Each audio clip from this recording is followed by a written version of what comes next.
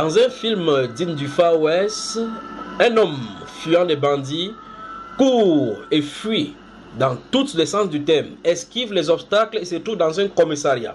Se plaint au commissaire de police qui dit à ce commissaire de police qu'il est poursuivi par un groupe de bandits et de grands bandits qui le poursuivaient et il a fait bien de se réfugier chez les policiers. Ce policier le regardant droit dans les yeux lui dit: tu es le bienvenu, c'est toi que nous cherchions. Et se tournant, voit les bandits débarquer au commissariat et saluer le policier avec des accolades amicales. Tombé de nuit, se pose la question: quand est-ce que les policiers servent-ils les bandits et non protéger les citoyens? Ce film sorti de Hollywood est le thème exactement développé dans un autre sens maintenant chez les médecins, qui nous présente des personnes qui sont jadis censées défendre la santé des personnes de bien que nous sommes, se trouvent être des véritables tueurs de ces personnes. C'est le prétexte encore une fois de plus maintenant d'examiner ces personnes de plus près. Ceux qui portent la robe blanche, qui portent généralement des gants blancs avec des lunettes fines, avec de jolis regards et des jolis sourires, ne sont pas ceux que vous croyez. C'est ce que nous avons découvert sur tous les plans dans ces différentes articulations, dans Blues Blanc pour Jésus qui se penche encore derrière pour pouvoir retrouver ce que nous allons dire ce soir.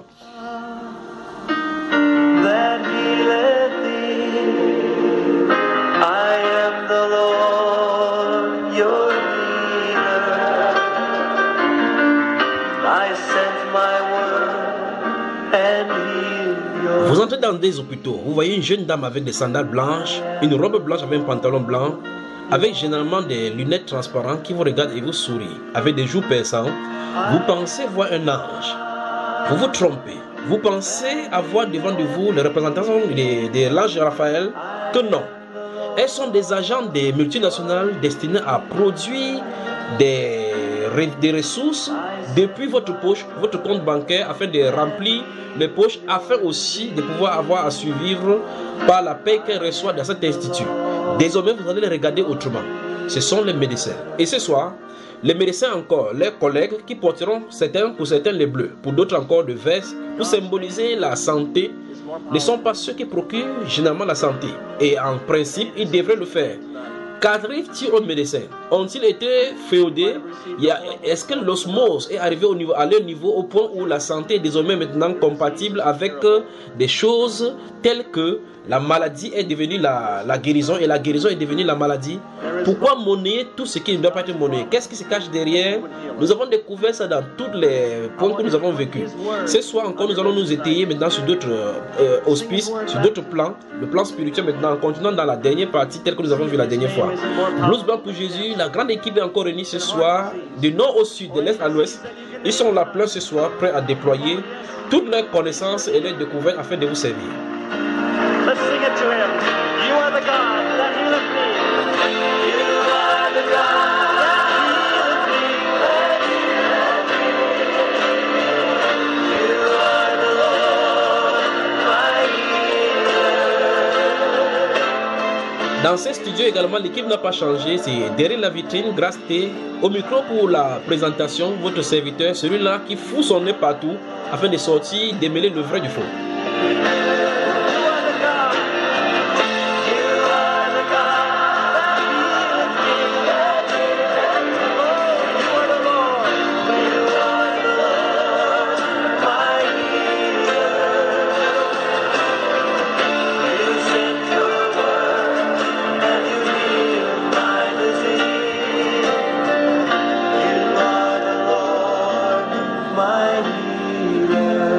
Voilà. Jésus par Apollon, médecin par Esculape, par Hippière, par Panacée, par tous les dieux et toutes les déesses, les prenant à témoin que je remplirai suivant mes forces et ma capacité, le serment et l'engagement suivant.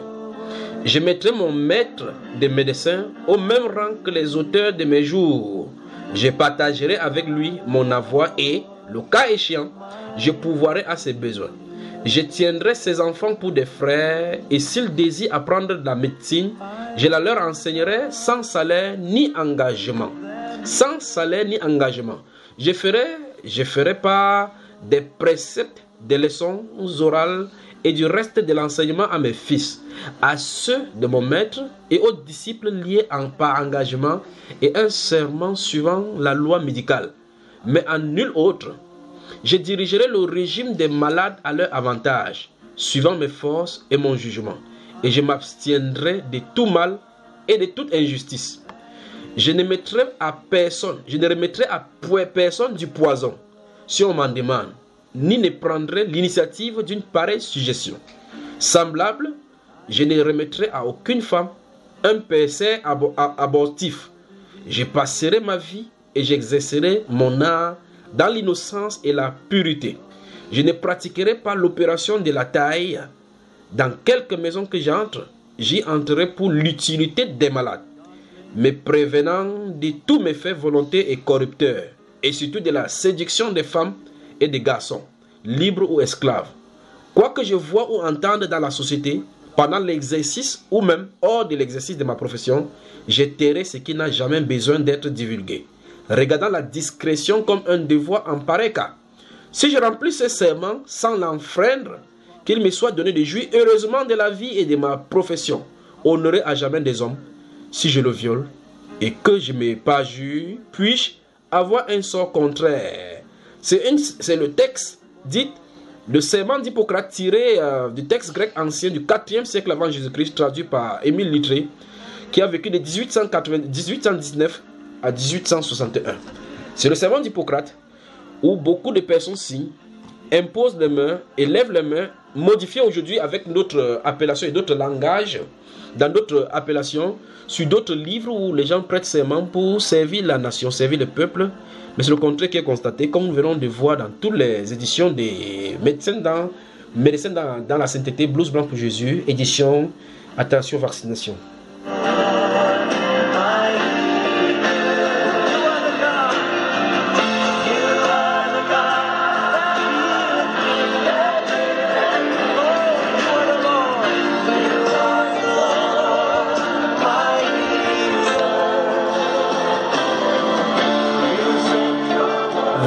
Voilà, Docteur Gaël, bonsoir.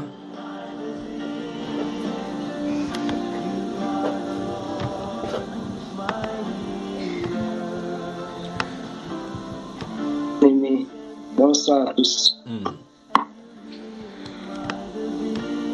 Qu'adviendra-t-il ici dans ce scénario de Hollywood dont je décrivais tout à l'heure à l'entame de mes propos introductifs? Les bandits te poursuivent, tu vas au commissaire, tu te rends compte que le commissaire est le chef des bandits. Que feras-tu? C'est grave, hein, c'est terrible. Je ne saurais plus à qui me remettre. Là, on est cuit, on est coincé, vraiment. On est coincé. Ouais. C'est ça qu'on appelle la mafia. La définition de la mafia. La personne qu'on pense qu'elle protège, en réalité, c'est elle qui détruit. Peut-on donc à juste titre appliquer ces cas-là, ces cas de films fictifs dont je venais de décrire là, sortis de mon imaginaire hollywoodien? Peut-on l'appliquer à juste titre à votre métier, le médecin? Bon, finalement, avec toutes les observations que nous avons faites jusqu'ici, je crois que la situation cadre. Ça cadre avec la vision du métier telle qu'elle est promue par l'élite. Même s'il y a quelques éléments qui, sur le terrain, essaient de se battre pour montrer une autre image de la profession, mais l'image globale, c'est celle-là. Ça cadre avec ce que tu as dessiné, c'est-à-dire, voilà, la médecine telle qu'elle est prônée aujourd'hui, détruit plus qu'elle ne... Voilà, malheureusement. La frère Cyril, bonsoir. Docteur Cyril. Bonsoir, mon frère. Oui. Le docteur Gaël dit que le film hollywoodien dont je décrivais cadre avec ce que l'élite a décidé d'être comme d'être appelé de façon moderne maintenant la médecine moderne. Es-tu d'accord avec lui? À 100%, hein, je n'ai rien à ajouter dessus. 100%. 100%. Dans votre écran, vous voyez là maintenant, en fait, tous ne sont pas pareils. Dans le milieu de la médecine, se trouvent donc des gens qui aiment le Seigneur, comme vous également. Vous voyez dans votre écran là des groupes de médecins dans un hôpital qui se mettent à genoux avec les blouses blancs, avec les blouses pour pouvoir prier. Écoutons-les, regardez-les.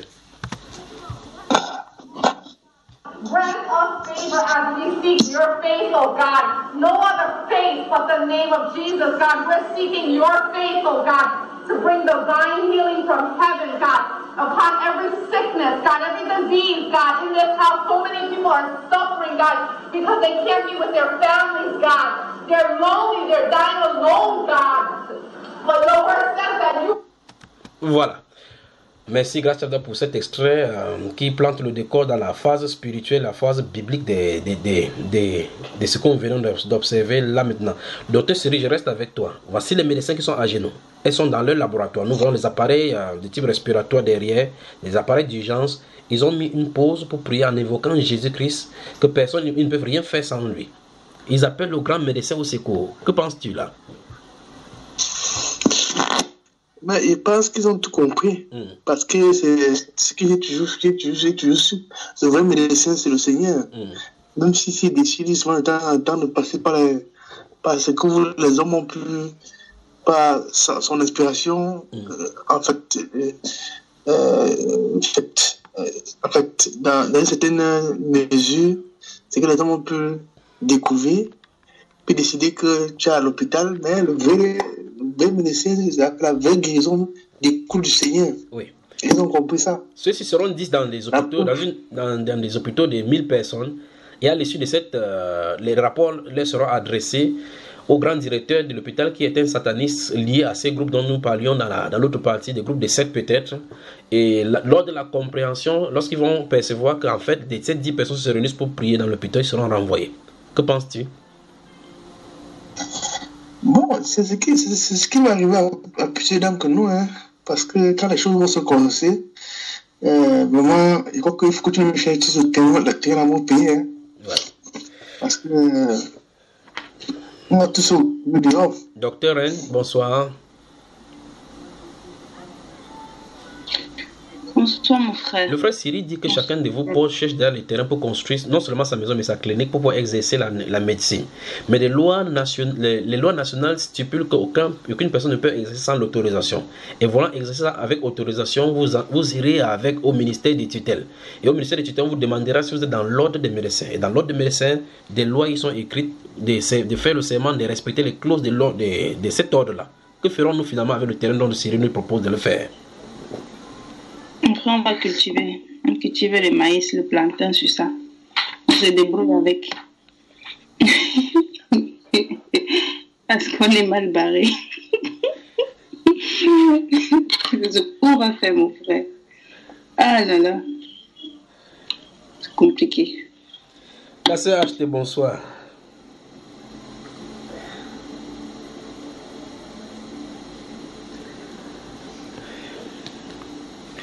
Est-ce que c'est hors connexion? Voilà. Bonsoir, toi, la sœur dit qu'il faut cultiver les bananes plantées maintenant sur le terrain parce que l'heure est grave, c'est sauf qui peut.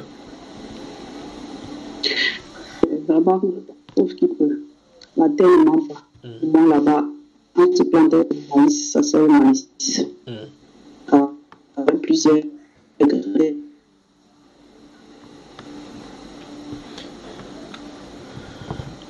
C'est vraiment grave. C'est grave. Au moins, si on va exercer dans ces conditions pendant longtemps, à un moment, on va arrêter. À un moment, nous sommes obligés de faire, mais c'est qu'on avance, tu vas faire le constat, tu es obligé de déposer, je veux dire, d'arrêter, quoi. Parce que si tu vas te compromettre à tous les niveaux, même en rentrant au pays, c'est pareil. On va fuir partout, c'est la même chose. Partout au pays, c'est les délégués médicaux qui vont te mettre la pression tous les jours devant la porte. C'est ça. On va faire quoi maintenant? Voilà.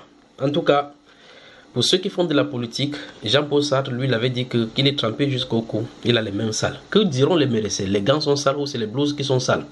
C'est la question que je veux poser à Maurice Camp, Monica. MK, bonsoir.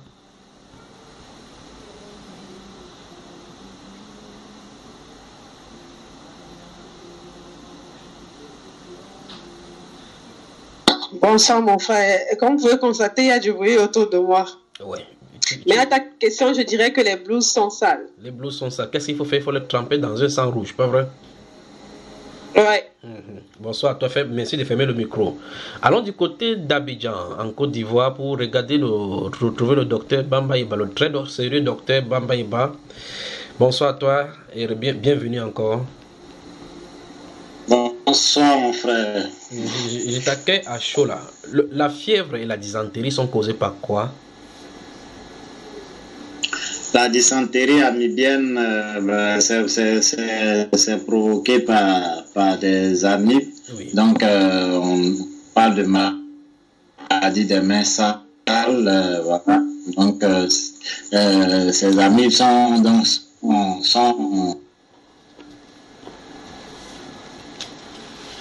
Nous avons dit. Se retrouve dans les selles et donc lorsque la personne va à la selle et qu'elle n'a pas bien lavé et qu'elle porte ses germes ou bien qu'elle germes manger avec les mains sales, elle est contaminée. Allô? Oui, là maintenant c'est un peu plus stable. Tu peux parler, docteur. Alors, je dis que la dysenterie amibienne est provoquée par des bactéries qu'on appelle des amibes. D'accord? Donc, généralement, comment on appelle ça? Transmis à travers les selles. Donc, voilà, des personnes malades. D'où la nécessité d'avoir des latrines propres et bien nettoyées. Voilà, et d'éviter le péril fécal que les gens ne défectent pas dans l'environnement et tout ça. Effectivement, voilà. Effectivement. Puisque nous étions au temps de l'apôtre Paul dans l'île de Malte, c'est ce qui s'est trouvé là-bas, alors que les styles de WC modernes n'y étaient pas. L'île a été affectée par cette dysenterie. Nous trouvons dans l'Uda, au chapitre 28, où il nous a fait état à partir du verset 1, après nous être sauvés, nous reconnûmes que l'île s'appelait Malte. Les barbares nous témoignaient une bienveillance peu commune. Ils nous recueillis tous auprès d'un grand feu qu'ils avaient allumé parce que la pluie tombait et qu'il faisait grand froid. Paul, verset 3, Paul ayant ramassé un tas de broussailles et l'ayant mis au feu, une vipère en sortit par l'effet de la chaleur et s'attachait à sa main. Quand les barbares virent l'animal suspendu à sa main, ils se dirent les uns aux autres, assurément cet homme est un meurtrier, puisque la justice n'a pas voulu le laisser vivre après qu'il a été sauvé de la mer. Paul secoua l'animal dans le feu et ne ressentit aucun mal. Ces gens s'attendaient à le voir enfler ou tomber mort subitement, mais après avoir longtemps attendu, voyant qu'il ne lui arrivait aucun mal, ils changeaient d'avis et dirent que c'était un dieu. Il y avait dans les environs des terres appartenant au principal personnage de l'île nommé Publius, qui nous reçut et nous logea pendant 3 jours de la manière la plus amicale. Écoutez, verset 8. Le père de Publius était alors au lit, malade de la fièvre et de la dysenterie. Paul, s'étant rendu vers lui, pria, lui imposa les mains et le guérit. Là-dessus vinrent les autres malades de l'île et il fut guéri. On nous rendit de grands honneurs et à notre départ, on nous fournit les choses dont nous avons besoin. Quelle lecture fais-tu, docteur Bamba Iba, de cet homme-ci à qui le médecin a donné les attributs, comme nous avons vu dans la dernière partie, que Dieu avait dispatché ses attributs de médecins, de juges et d'avocats, enfin, de juges et d'ambassadeurs et de lumière au milieu de l'humanité. Ici, nous voyons un de ces attributs de médecin qui se manifeste au travers de la main de l'apôtre Paul. Maintenant, d'abord, avant de répondre à cette question, toi, en tant que médecin, naturellement, si quelqu'un vient à toi qui avait la fièvre et la dysenterie, qu'est-ce que lui prescrirais-tu? Je crois qu'avec cette langue de Molière, là, je risque de mettre de langue ici. Bon, il y a des antibiotiques qu'on prescrit pour ces patients. Sauf que parfois, ne pas dire assez souvent, on est confronté à des difficultés, comme je le disais tantôt, même dans le cas de la vaccination. Les amibes ont la particularité de migrer, après aller se cacher dans le foie, et puis après elles reviennent encore, donc recréer la maladie, entraîner des perforations au niveau des intestins. Donc, c'est pas toujours qu'on parvient à guérir véritablement les patients. Là, on on voit un monsieur. Non, permets-moi de poser la question. Permets-moi de poser la question. Il y a d'un côté le docteur Bambaïba, de l'autre côté le docteur Paul, l'apôtre. Les patients de l'île, deux groupes vont dans d'autres directions. L'un des groupes va chez Paul, l'autre va chez le docteur Bambaïba. Le docteur Bambaïba montre sa signature et puis signe en dessous de sa feuille, effectivement, que moi, en tant qu'un grand spécialiste, j'ai fait l'étude de la dysenterie, de la fièvre. Je sais que c'est causé par telle ou telle chose, comme je t'ai posé dès le départ. Et lui demande de prendre l'amoxicillin associé avec certaines choses, de la chloroquine et autres, comme disait docteur Raoul le disait. Ceux-ci vont prendre et puis l'autre docteur, Paul, lui impose juste la main. Je te guéris au nom du Seigneur Jésus-Christ, sois guéri. Les gens sont rétablis instantanément. Quelle est la différence entre ces deux guérisons et quelles en sont la source et que devraient donc faire les deux docteurs?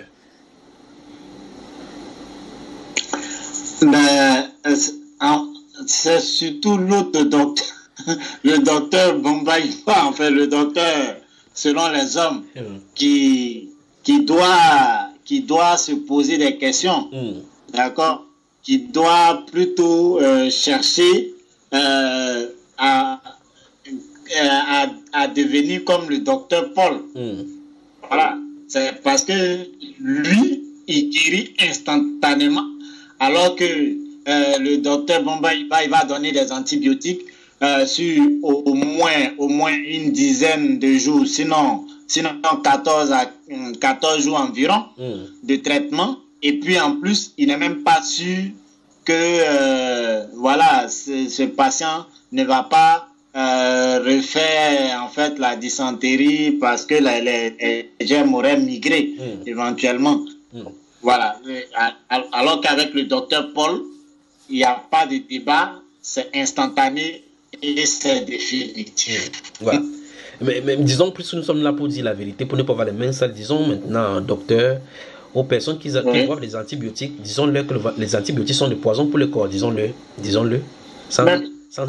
Bien sûr, il n'y a pas de débat, ça c'est clair. Les antibiotiques sont des poisons. En fait, les médicaments, c'est des poisons. Mais on jauge entre le bénéfice et le risque. Si tous les antibiotiques sont métabolisés, c'est-à-dire ils sont retransformés au niveau du foie pour pouvoir être actifs sur les germes. Et puis ensuite, ils sont éliminés au niveau des reins. Mais sur ces différents organes, ils ont un impact négatif. Voilà. Donc, les antibiotiques peuvent même entraîner, carrément, peuvent détruire les cellules hépatiques et tout ça. Donc, c'est pour ça que quand on les prend à forte dose, on en meurt. Voilà. Donc, pour soigner, pour le cas des espèces dans le Acte chapitre 28, tu proposerais du poison pour essayer de tuer un peu de son corps. Si le poison rate la maladie, la fièvre, la dysenterie, ça le tue lui-même, quoi. Je lui proposerais aux doses thérapeutiques qu'on m'a appris à la faculté de médecine. Mais maintenant, bien évidemment, tous les effets que ça peut avoir sur son organisme, en dehors de ceux qui sont répertoriés, bon, je sais pas vraiment tout ce que ça va entraîner comme impact, mais je sais que forcément ça a des impacts négatifs. Mais je vais lui proposer ça quand même. Voilà. Avant de finir avec toi, avant de passer à d'autres de tes collègues, puisque le rein fait office de tamis, est-ce que les produits chimiques qui entrent dans le corps, effectivement, le rein les expulse véritablement? Le rein parvient à éliminer certaines substances, mais il y a d'autres qui ne sont pas totalement éliminées. Donc, tout ce qu'on retrouve dans les vaccins, l'aluminium, le mercure et tout ça, bon, les études vont te dire que non, bon, on a... si tu n'as pas de problème au niveau rénal et tout, tu pourras éliminer peut-être 83%, ainsi de suite. Mais le reste qui reste, ben ça agresse les cellules et c'est cancérigène. Oui, et plus tard, on parle des insuffisances rénales. Voilà, bien sûr, parce que ça aura détruit les cellules rénales. Voilà. Merci pour ta franchise. Nous comprenons que le docteur Bambaïba dit que les antibiotiques qu'on vous donne sont des poisons, mais à des doses jaugées. Mais Est-ce qu'on a testé toutes les capacités de corps humain qui prennent cette dose pour des autres 500 mg d'amoxicilline dans un corps tuerait certaines personnes qui ont de faibles doses? Alors, il a confirmé ici dans cette émission. Allons du côté de l'Allemagne pour trouver le frère, le docteur Cyril. Est-ce qu'il est là?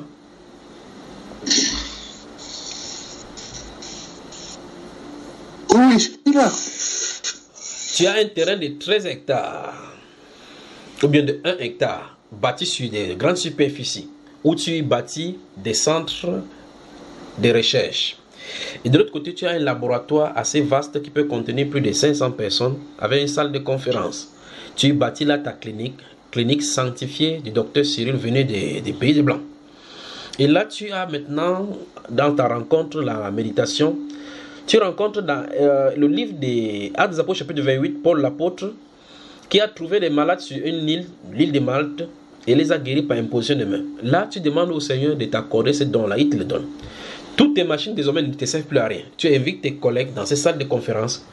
Au milieu des recherches scientifiques, tu dis, baissons la tête et prions maintenant. Et tu pries, tu étends la main, les mêmes choses leur arrivent. Désormais, dans votre centre maintenant, tous les lits sont faits maintenant pour recueillir tous ces dons-là qui viennent pour des cas d'urgence. Vous passez de part et d'autre, vous pouvez maintenant imposer les mains. Qu'est-ce que ce centre deviendra au milieu des... Quelle sera l'implication si les médias s'en servent et quelle sera l'implication vis-à-vis des gens, des grandes multinationales devant vous? Bon, c'est que sûr, les avis seront partagés. Hein. Il y a certains qui vont... à qui ça va ouvrir les yeux sur la puissance du Seigneur Jésus-Christ. Puissance de la révélation, qui vont considérer leur voix, qui vont être un peu comme Simon le magicien, ils vont être omnibulés par la puissance de Dieu, ils vont reconsidérer leur voix. Et il y a d'autres qui vont voir leurs intérêts vraiment menacés. Oui. Les gens ne vont plus à la pharmacie, dans la pharmacie qu'aura ouvert le frère Gaël Tengue, ils n'iront plus de ce côté-là. Désormais, tous ces médicaments qui commandent des Big Pharma restent là-bas et pourrissent là-bas et arrivent à péremption. Entre-temps, tous ces vagues-là viennent vers toi. Et les réunions maintenant de tous les délégués médicaux qui viennent chaque fois pour poser le remède au docteur Gaël Tengue, ils disent qu'on ne veut plus prendre ces médicaments parce que ça ne change rien, aucun patient ici. On dit quel est le problème? On dit que c'est le docteur Cyril qui guérit toutes les maladies. Qu'est-ce que Big Pharma te fera? Si le minimum qu'il peut me faire, c'est me tuer. C'est m'éliminer. Parce que j'ai une entrave à le commerce. Il faut qu'on t'élimine parce que tu ne peux pas fonctionner comme ça. Donc ça veut dire que finalement, comme le docteur Bamba Yeba prescrive des amoxicillines ou bien encore des antibiotiques à faible dose, il faudrait que les dons de guérison aussi soient à faible dose alors, pour ne pas attirer les ennuis aux guérisseurs. Non, les dons de guérison doivent quand même... Ça doit traumatiser les gens, parce que les pieds des gens doivent même pousser pour que ceux qui ont vraiment l'intention de continuer à vendre leur poison là, que même certains, même parmi eux-mêmes, qui appartiennent au Seigneur sortent de là, parce que c'est pas bon. Et ouais. Docteur Rennes, même question.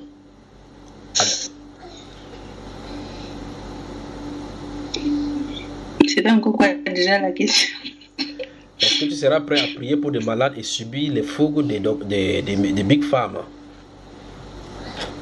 Non, frère, moi, pour faire prier, mieux on donne seulement la puissance de la haute dose. Ok.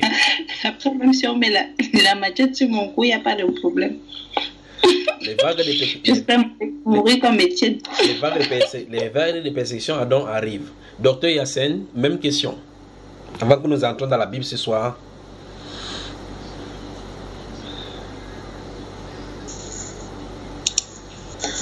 Oui, en tout cas, ce sera l'idéal pour la gloire du Seigneur. Après avoir dépensé avec des subventions venant de ton ex-employé du côté d'Allemagne, qui veut que tu t'implantes dans ton pays, le pays des parasites. Il te demande des fruits, tu t'implantes et puis là, le Saint-Esprit entre en action et désormais, tous ces appareils qu'il t'a donnés par subvention ne servent plus absolument à rien. Ça devient le centre de détention maintenant et de remerciement de Dieu. Il vient pour te rendre visite, il voit que rien de ce que tu as appris là-bas, tu n'utilises et rien n'est scientifique. Il va se plaindre à Big Pharma. À quoi t'attends-tu après ce don de guérison de manifester sur 1 hectare que tu auras construit avec la subvention de ton ancien employeur? Oui, lui d'abord, j'essaie même de délivrer, de guérir d'abord lui-même. Avant qu'il n'aille dire à Big Pharma. Donc, tu le guéris d'abord, tu pries pour lui. Et comme ça, il marche bien en partant. Oui, il arrive à santé. Parce que, en fin de compte, comme il dit souvent, avec les choses qu'on écoute, si parfois tu te demandes à quoi bon toutes ces choses. Tu vois, c'est toujours la même chose. C'est toujours la même chose. Donc, en tout cas, que Dieu fasse ma grâce. Et le monsieur va seulement partir, rentrer, faire de moi ce qu'il veut par la suite, quoi. Que Dieu nous accorde cette grâce-là. La dernière fois, nous avons vu dans le cadre de l'aspect médicinal, enfin l'aspect biblique de ces choses, nous avons vu en premier lieu qu'il y a des attributs dans les Saintes Écritures attribués à Dieu, que Dieu lui-même étant le grand médecin. Nous avons parcouru, je crois que je l'ai cité ici, le psaume 147, le verset 3, les psaumes 103, verset 2 et 3, où il promet là-bas, il dit, la Bible déclare que c'est lui qui guérit nos iniquités, c'est lui qui pardonne nos iniquités, qui guérit toutes nos maladies. Et nous avons vu Jésus-Christ portant les maladies sur lui, telles que le disent les prophéties d'Ésaïe au chapitre 35 et chapitre 53, où il est dit clairement que c'est par ces meurtrissures que nous sommes guéris.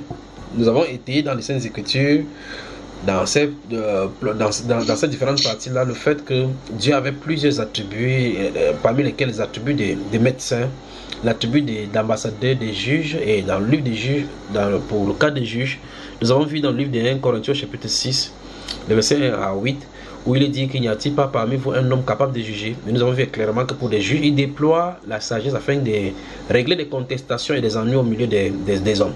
Pour le cas des ambassadeurs, il leur donne la puissance de la parole afin de pouvoir réconcilier les gens avec le royaume. Pour le cas des médecins, il leur accorde le don de guérison, comme nous avons vu également en citant le livre des 1 Corinthiens chapitre 12, verset 28 à 30. Ce soir, nous allons aller de pied en pied maintenant. La dernière fois, nous avons vu effectivement que certaines maladies pouvaient provenir des suites par la suite de nos péchés. Nous avons vu clairement dans le livre des Exode, Genèse au chapitre 20, les versets 1 à 15 et principalement le verset 17 qui nous avait dit clairement comment Abraham devrait aller prier pour Abimelech afin que Dieu puisse guérir toute sa famille. Qu'est-ce qui s'était passé? Abimelech avait pris la femme Sarah, il l'avait prise pour femme.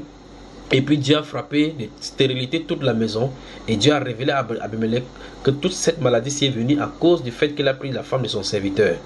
Qu'est-ce que cela nous montre? Cela nous montre clairement que pour le cas d'Abraham, d'Abimelech, c'est écrit dans les Saintes Écritures. Qu'advenait-il si Abraham partait de cet endroit-là, ou bien qu'il avait fui de partir et que ça n'était pas noté? Des stérilités frapperaient toute une population comme ça, et les médecins crieraient, les scientifiques viendraient crier maintenant des problèmes anormaux au milieu des spermatozoïdes avec des ovaires. Mais Dieu nous révèle ici par ce dénombrement de ces différents accounts dans la Bible pour nous montrer clairement les origines de certaines maladies. Et ce sont ces choses là que nous allons voir au fil des développements ce soir. En réalité, ce qui se passe, et comme nous avons vu la dernière fois, nous avons vu que l'origine des maladies, la maladie n'est qu'une ramification d'une véritable cause qui était le péché. Pour moi, le temps pour moi de revenir avec notre soeur ici, le docteur HT, où est-ce qu'elle se trouve là? Je ne crois pas que je l'ai parlé. Est-ce qu'elle se trouve là? Je suis en train de parler, mon écran est un peu flouté là. Est-ce que le docteur HT est là? Je suis là, mon frère. Oui, j'étais en train de poser la question aux médecins tout à l'heure, à d'autres médecins tout à l'heure, là, parce que là, dans l'autre partie, tu nous parlais de ton infiltration dans un centre au HIV, et tu as détecté effectivement que des médicaments et des tests qui avaient été faits et envoyés en Afrique étaient obsolètes, et ils ont refusé de retirer ça sur le marché africain. Pourtant, ces choses-là continuent à décimer des centaines de milliers d'Africains, et c'est changé là-bas chez vous. Maintenant, supposons maintenant que dans cette même contrée-là, que le Saint-Esprit te donne, puisque les collègues ont dit que c'est leur gagne-pain, le Saint-Esprit t'accorde la grâce de guérir. Tu penses que tes collègues et ta collègue qui dont c'est le gagne-pain, tu pourras accepter que tu puisses prier pour les gens qui sont sidérés et qu'ils guérissent? C'est clair que je vais seulement commencer par prier sur elle. En fait, on a besoin du Saint-Esprit. Franchement, là, les hôpitaux vont devenir des musées. Maintenant, je vous propose une chose. Ça, tout le médecin doit maintenant soupir. Le Saint-Esprit vient. On fonde maintenant quelque chose. La réunion, la maison, le sanctuaire des guérisons. Qu'en dites-vous? Le sanctuaire des guérisons. Et dans ce sanctuaire des guérisons, on se donne 24 sur 24 à la consultation et aux prières. Quand il n'y a pas de malades, on prie que Dieu amène encore davantage de malades qui viennent de partout. Qu'est-ce que vous en dites? Afin que sur ce terrain-là, nous ayons des sanctuaires des guérisons, tout simplement. Amen. Je prie pour ça tous les jours. Mais sauf que là, tous vos docteurs ne vous serviront à rien. Du tout. Et là, maintenant, vous pourrez, après ça... Ça sert à quoi maintenant? et là, vous pourrez renvoyer maintenant vers les Big Pharma et tous les autres d'aller vérifier les maladies qu'initialement on les avait testées. Pour qu'ils soient des témoins auprès d'eux, n'est-ce pas? Effectivement, ils ont besoin aussi de délivrance. Oui. De délivrance, c'est ce que nous avons. Et son peuple à lui, comme nous avons vu la dernière fois, que l'un des attributs de Dieu, c'est la lumière et le sel de la terre. Dieu a dit que nous voyons, donc c'est sa volonté parfaite que nous soyons des lumières. Une lumière est censée éclairer les ténèbres. Une lumière n'éclaire pas une lumière. Une lumière éclaire des ténèbres. Donc si nous sommes dans la lumière, les ténèbres se trouvent quelque part, on doit les éclairer. Le sel est censé ioder et donner de la stabilité et arrêter la progression des pourritures sur des corps qui sont censés être pourris. Et donc par conséquent, si nous sommes les sels de la terre, nous allons empêcher le flux ou bien encore la progression de la maladie. Et par conséquent, il faut que chacun maintenant teste sa salinité. Que chacun teste son ampoule pour voir si les filaments ne sont pas grillés ou bien si le courant n'est pas coupé à la source de connexion. C'est ce que nous faisons ici maintenant dans cette phase-ci où nous allons non seulement indiquer les sources des maladies, comme nous avons vu dans l'autre partie, nous avons vu clairement que les sources des maladies, la principale source des maladies, c'est le péché. Donc essayez de nettoyer un robinet qui a de causer, un tuyau qui est coulé quelque part, essayez de nettoyer de l'eau alors que le robinet est encore fermé ou bien encore ouvert ou bien encore que le trou qui cause l'inondation encore ouvert, ce sera de la bêtise. Et c'est exactement ce que nous tentons de faire de manière scientifique. Essayer de résoudre les problèmes superficiels alors que le véritable problème est à l'intérieur. N'est-ce pas le docteur Bamba? C'est ce que nous avons vu la dernière fois concernant l'origine de la maladie. Nous avons déjà circonscrit que les maladies sont à l'origine. C'est une des ramifications parce que le péché a plusieurs ramifications. La maladie n'en est qu'une ramification, n'est-ce pas? Tout à fait, on l'a vu dans les Saintes Écritures déjà la dernière fois, oui. Oui. Effectivement. Oui. Et nous avons vu clairement en lisant le livre de Généaux chapitre 20, verset 17 dont je citais tout à l'heure, que certaines causes des maladies effectivement viennent par exemple de l'adultère. Pour certaines personnes ils causent l'adultère. Pour les hommes qui m'écoutent maintenant, qui commettent l'adultère, ils ne savent pas que dans leur génération, bien autour d'eux, ça peut amener des maladies et sur les enfants et sur leur entourage. Et ils se disent effectivement qu'en réalité, quand ils commettent cela, personne ne les voit. Pourtant, ils sont d'amener la maladie, pas vrai?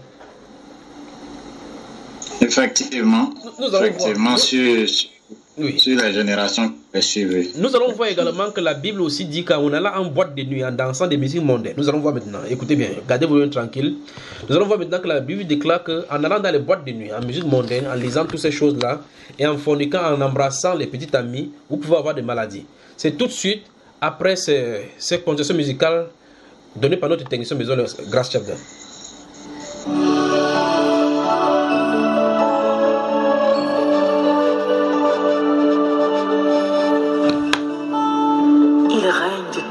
Éternité.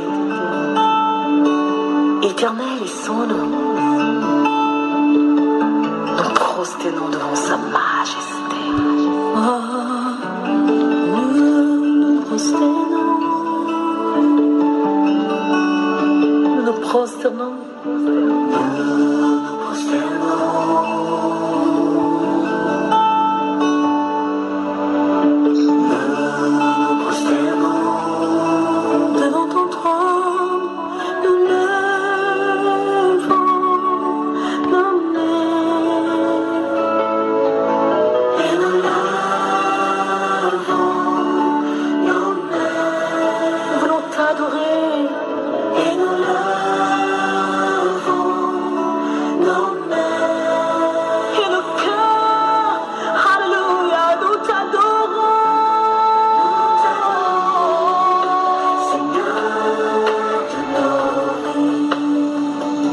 La sœur Constance Aman, nous t'adorons Seigneur de nos vies, distillées par grâce ce soir. Cette respiration musicale nous ponctue et permet que nous continuions dans cette autre partie des médecins pour Jésus, blouse blanche, où nous voulons présenter l'aspect spirituel, l'aspect biblique maintenant des vaccins, ce qu'on devrait faire avec toutes ces choses-là. En réalité, donc, le Saint-Esprit veut dire au travers de cette émission qu'en réalité, le problème de l'homme ne se trouve pas derrière la maladie, mais c'est derrière le péché. Et avant que nous prenions cette pause, cet intermède musical, je tente de dire que nous allons voir maintenant dans les Saintes Écritures que la Bible déclare qu'aller en boîte de nuit, aller danser les musiques mondaines, chercher les petites amies, ça amène la destruction. Est-ce que le docteur peut nous donner maintenant le verset biblique où ce qu'il vient de dire là, c'est trop?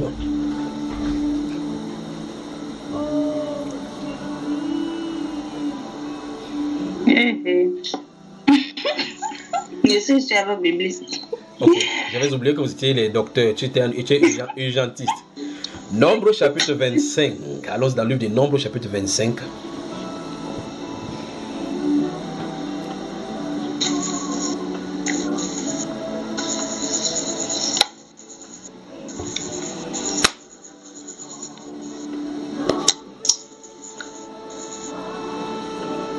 Nombre, le chapitre 25, c'est... Nous y sommes. Voilà. Nombre, le chapitre 25. Si on va y aller, on va lire doucement. Après, on va quitter maintenant, on va aller du côté de l'alcool. Est-ce qu'on peut lire le verset 1 au verset 9? Donc, nous voulons établir qu'en réalité, la source, enfin, c'est déjà établi, nous allons étayer que la source des maladies, normalement, c'est le péché. Le péché est à l'origine. Si le problème est traité à la racine. En fait, le problème a été résolu à la croix. Maintenant, c'est de notre connexion maintenant avec le Seigneur qui règle les superficiels. Et c'est pour cela que nous voyons ici, Paul l'apôtre pouvait régler les superficiels dans certaines vies. Nombre chapitre 25, verset 1 à 9.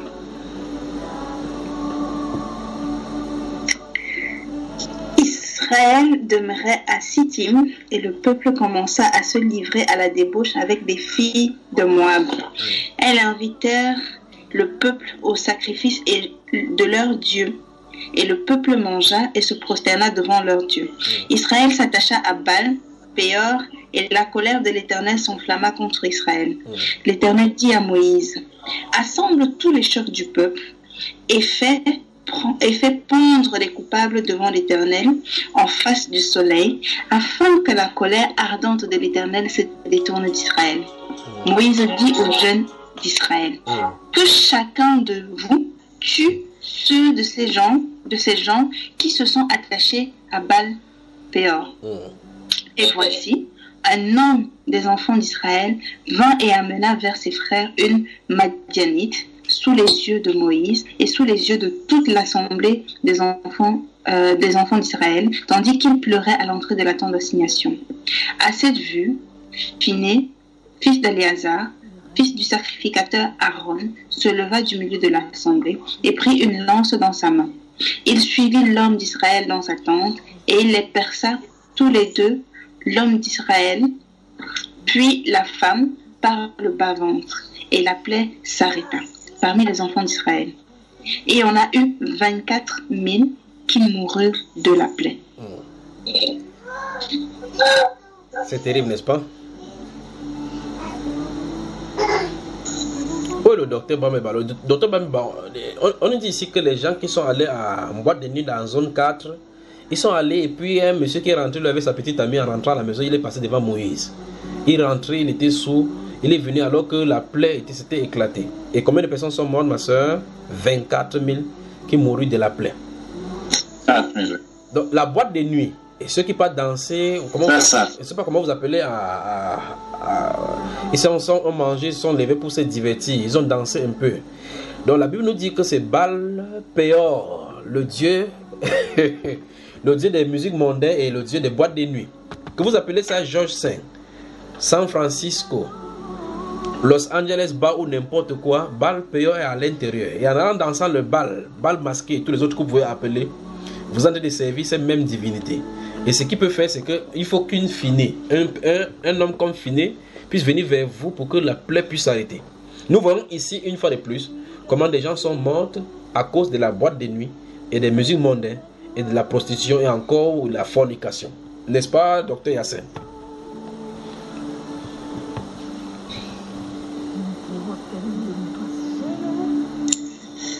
Effectivement, on a lu.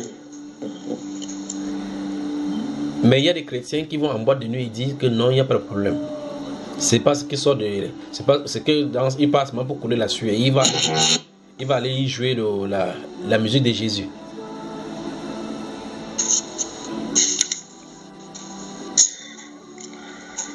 En tout cas, ça c'est vrai, ça c'est encore une autre forme d'ignorance qui nous pousse souvent à faire des choses. Je crois que plein de nous qui sommes ici présents avons parfois dit ça. Donc, l'ignorance, comme dans tout ce qu'on voit là, l'ignorance est vraiment un grand mal pour l'humanité. Pour ceux qui sont des sous-là, la Bible déclare dans le livre d'Ésaïe au chapitre 5 que malheur à ceux qui ont de la bravoure pour mêler des liqueurs fortes. Donc quand vous voyez quelqu'un, il s'assoit sur la table, il mélange Coca-Cola, nous allons revenir dans ce cas-là, Coca-Cola, glaçon, avec le whisky black et tous les autres alcooliques, et puis il dit qu'il boit cela, c'est quand il boit qu'il voit bien, il est lucide, qu'il soit médecin, il dit c'est quand il fait cela qu'il opère bien les cerveaux.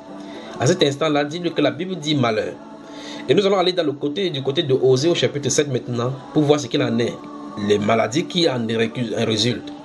Tout en sachant que la Bible déclare pour qui les a, pour qui les, si je savais, pour qui les yeux rouges, ceux donc qui s'attardent, aux côtés des verres scintillants d'un rouge violent, qui finit par mordre comme le serpent et avec le poison de l'aspic.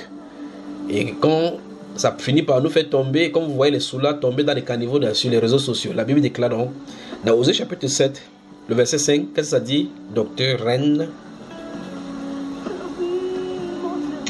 Alors, verset 5. Au jour de notre roi, les chefs se rendent malades par les excès du vent. Le roi tend la main au moqueur. Qu'est-ce qui les rend malades, ma soeur? L'excès de vin. L'excès de vin. On va continuer à explorer. Nous allons dans le livre de Deutéronome. Après avoir établi cela, nous allons voir maintenant ce que les chrétiens devraient faire maintenant. Ceux qui prennent position, surtout, et c'est là le dénouement de cet enseignement. Maintenant, il a été dit que les gens doivent prendre position par rapport au vaccin. Si votre enfant tombe malade gravement maintenant, et comme vous dites que c'est parce que vous n'avez pas vacciné telle ou telle chose, qu'allez-vous faire? Vous allez vous entraîner maintenant à avoir confiance en Dieu. C'est là où nous allons sortir ce soir, plaise au Seigneur. Deutéronome chapitre 28.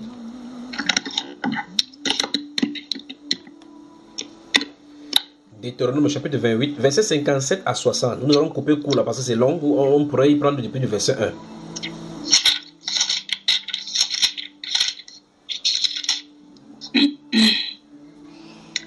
Alors, verset 57 à 60.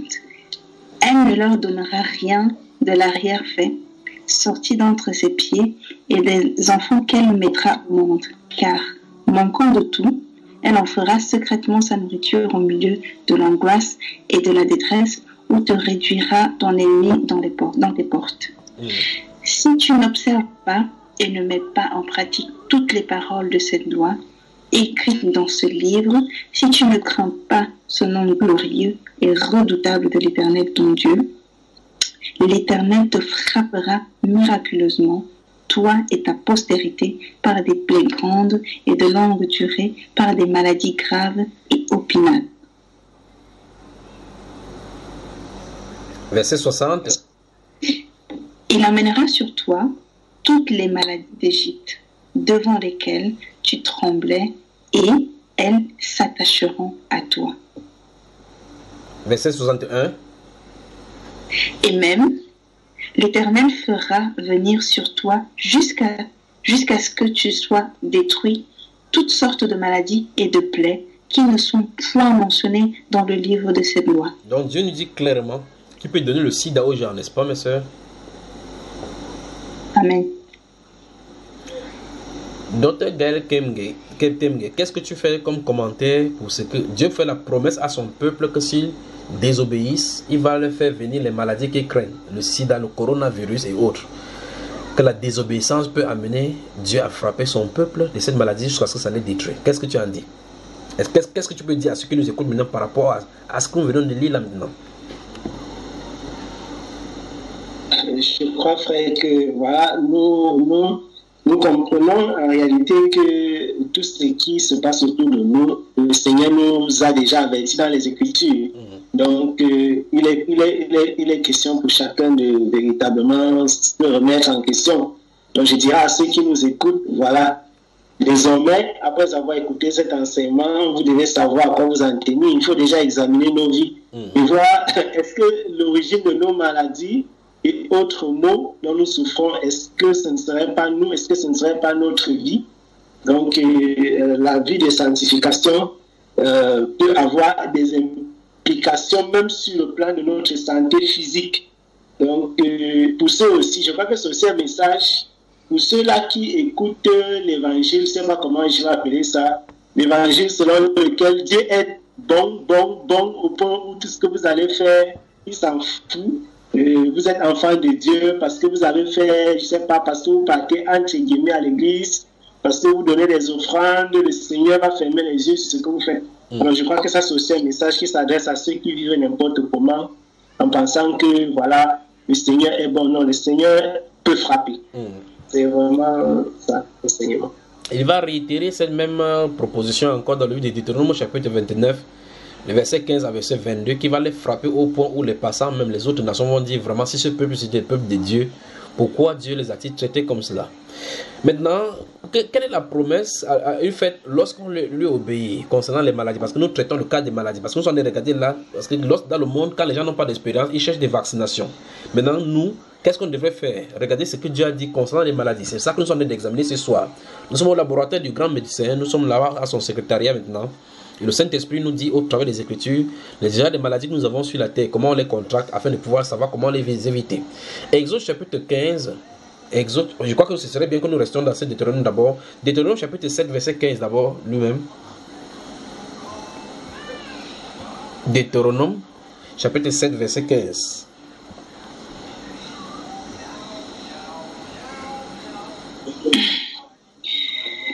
Alors, l'Éternel éloignera de toi toute maladie. Il ne t'enverra aucune de ces mauvaises maladies d'Égypte qui te sont connues, mais il en frappera tous ceux qui te haïssent.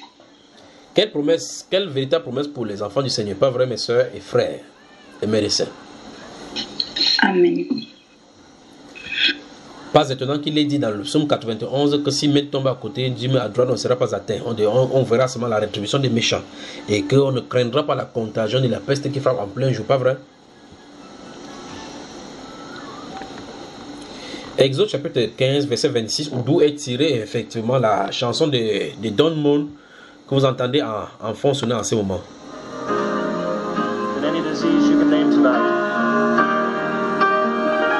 You might have received a horrible report from the doctors and told you your disease is incurable.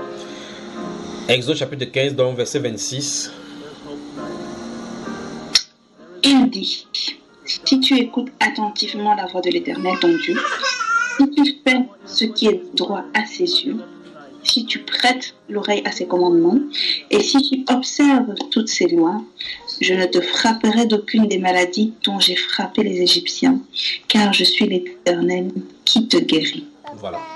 Donc Dieu nous dit clairement qu'il peut frapper des maladies. Nous avons vu cela et nous sommes témoins dans le chapitre 7 de cet Exode où Moïse est allé frapper les 10 plaies en Égypte. Et nous voyons clairement que Dieu peut frapper des plaies, comme nous avons vu à plusieurs reprises dans les Saintes Écritures. Et ici, pour faire la promesse que si on prête l'oreille à sa parole et on prête l'oreille à son commandement, il ne nous frappera pas des plaies, disant au peuple juif qu'il ne frappera point des plaies décrites dans ces livres, enfin, les plaies dont il a frappé les Égyptiens. Nous voyons dans le livre, je crois que ce serait bien que j'avance maintenant un peu rapidement. Nous voyons, le ministère terrestre du Seigneur Jésus-Christ était tourné autour des miracles et principalement des guérisons de tout genre au milieu des hommes. La dernière fois, nous avons vu cette femme de perte de sang depuis 12 ans qui avait beaucoup souffert entre les mains des médecins. Elle est allée chez les médecins, tous les spécialistes, biopharma ne faisaient que créer le problème comme Le docteur Bambaïba a dit ici effectivement que toutes les prescriptions médicamenteuses qu'il pourra faire pourra créer des problèmes. Cette fois, on a eu de son expérience. Nous voyons dans le livre des 1 Corinthiens, là. 2 Samuel au chapitre 24 et puis dans c'est réitéré également dans le livre des 1 Chronique au chapitre 21. 1 Chronique chapitre 21, je crois que nous allons retenir cela. Dans 1 Chronique chapitre 21, la Bible nous enseigne que Satan va exciter David de faire le dénombrement. De l'autre côté, on va dire que c'était Dieu qui lui a donné cette inspiration-là de faire le dénombrement. Et Joab, il va envoyer son serviteur Joab, le général, d'aller faire le dénombrement d'Israël. Après, à l'issue de ce dénombrement, Dieu va lui proposer 3 fléaux. C'est là où ça devient intéressant. Allons lire la fin de l'ascension de 1 Chronique au chapitre 21.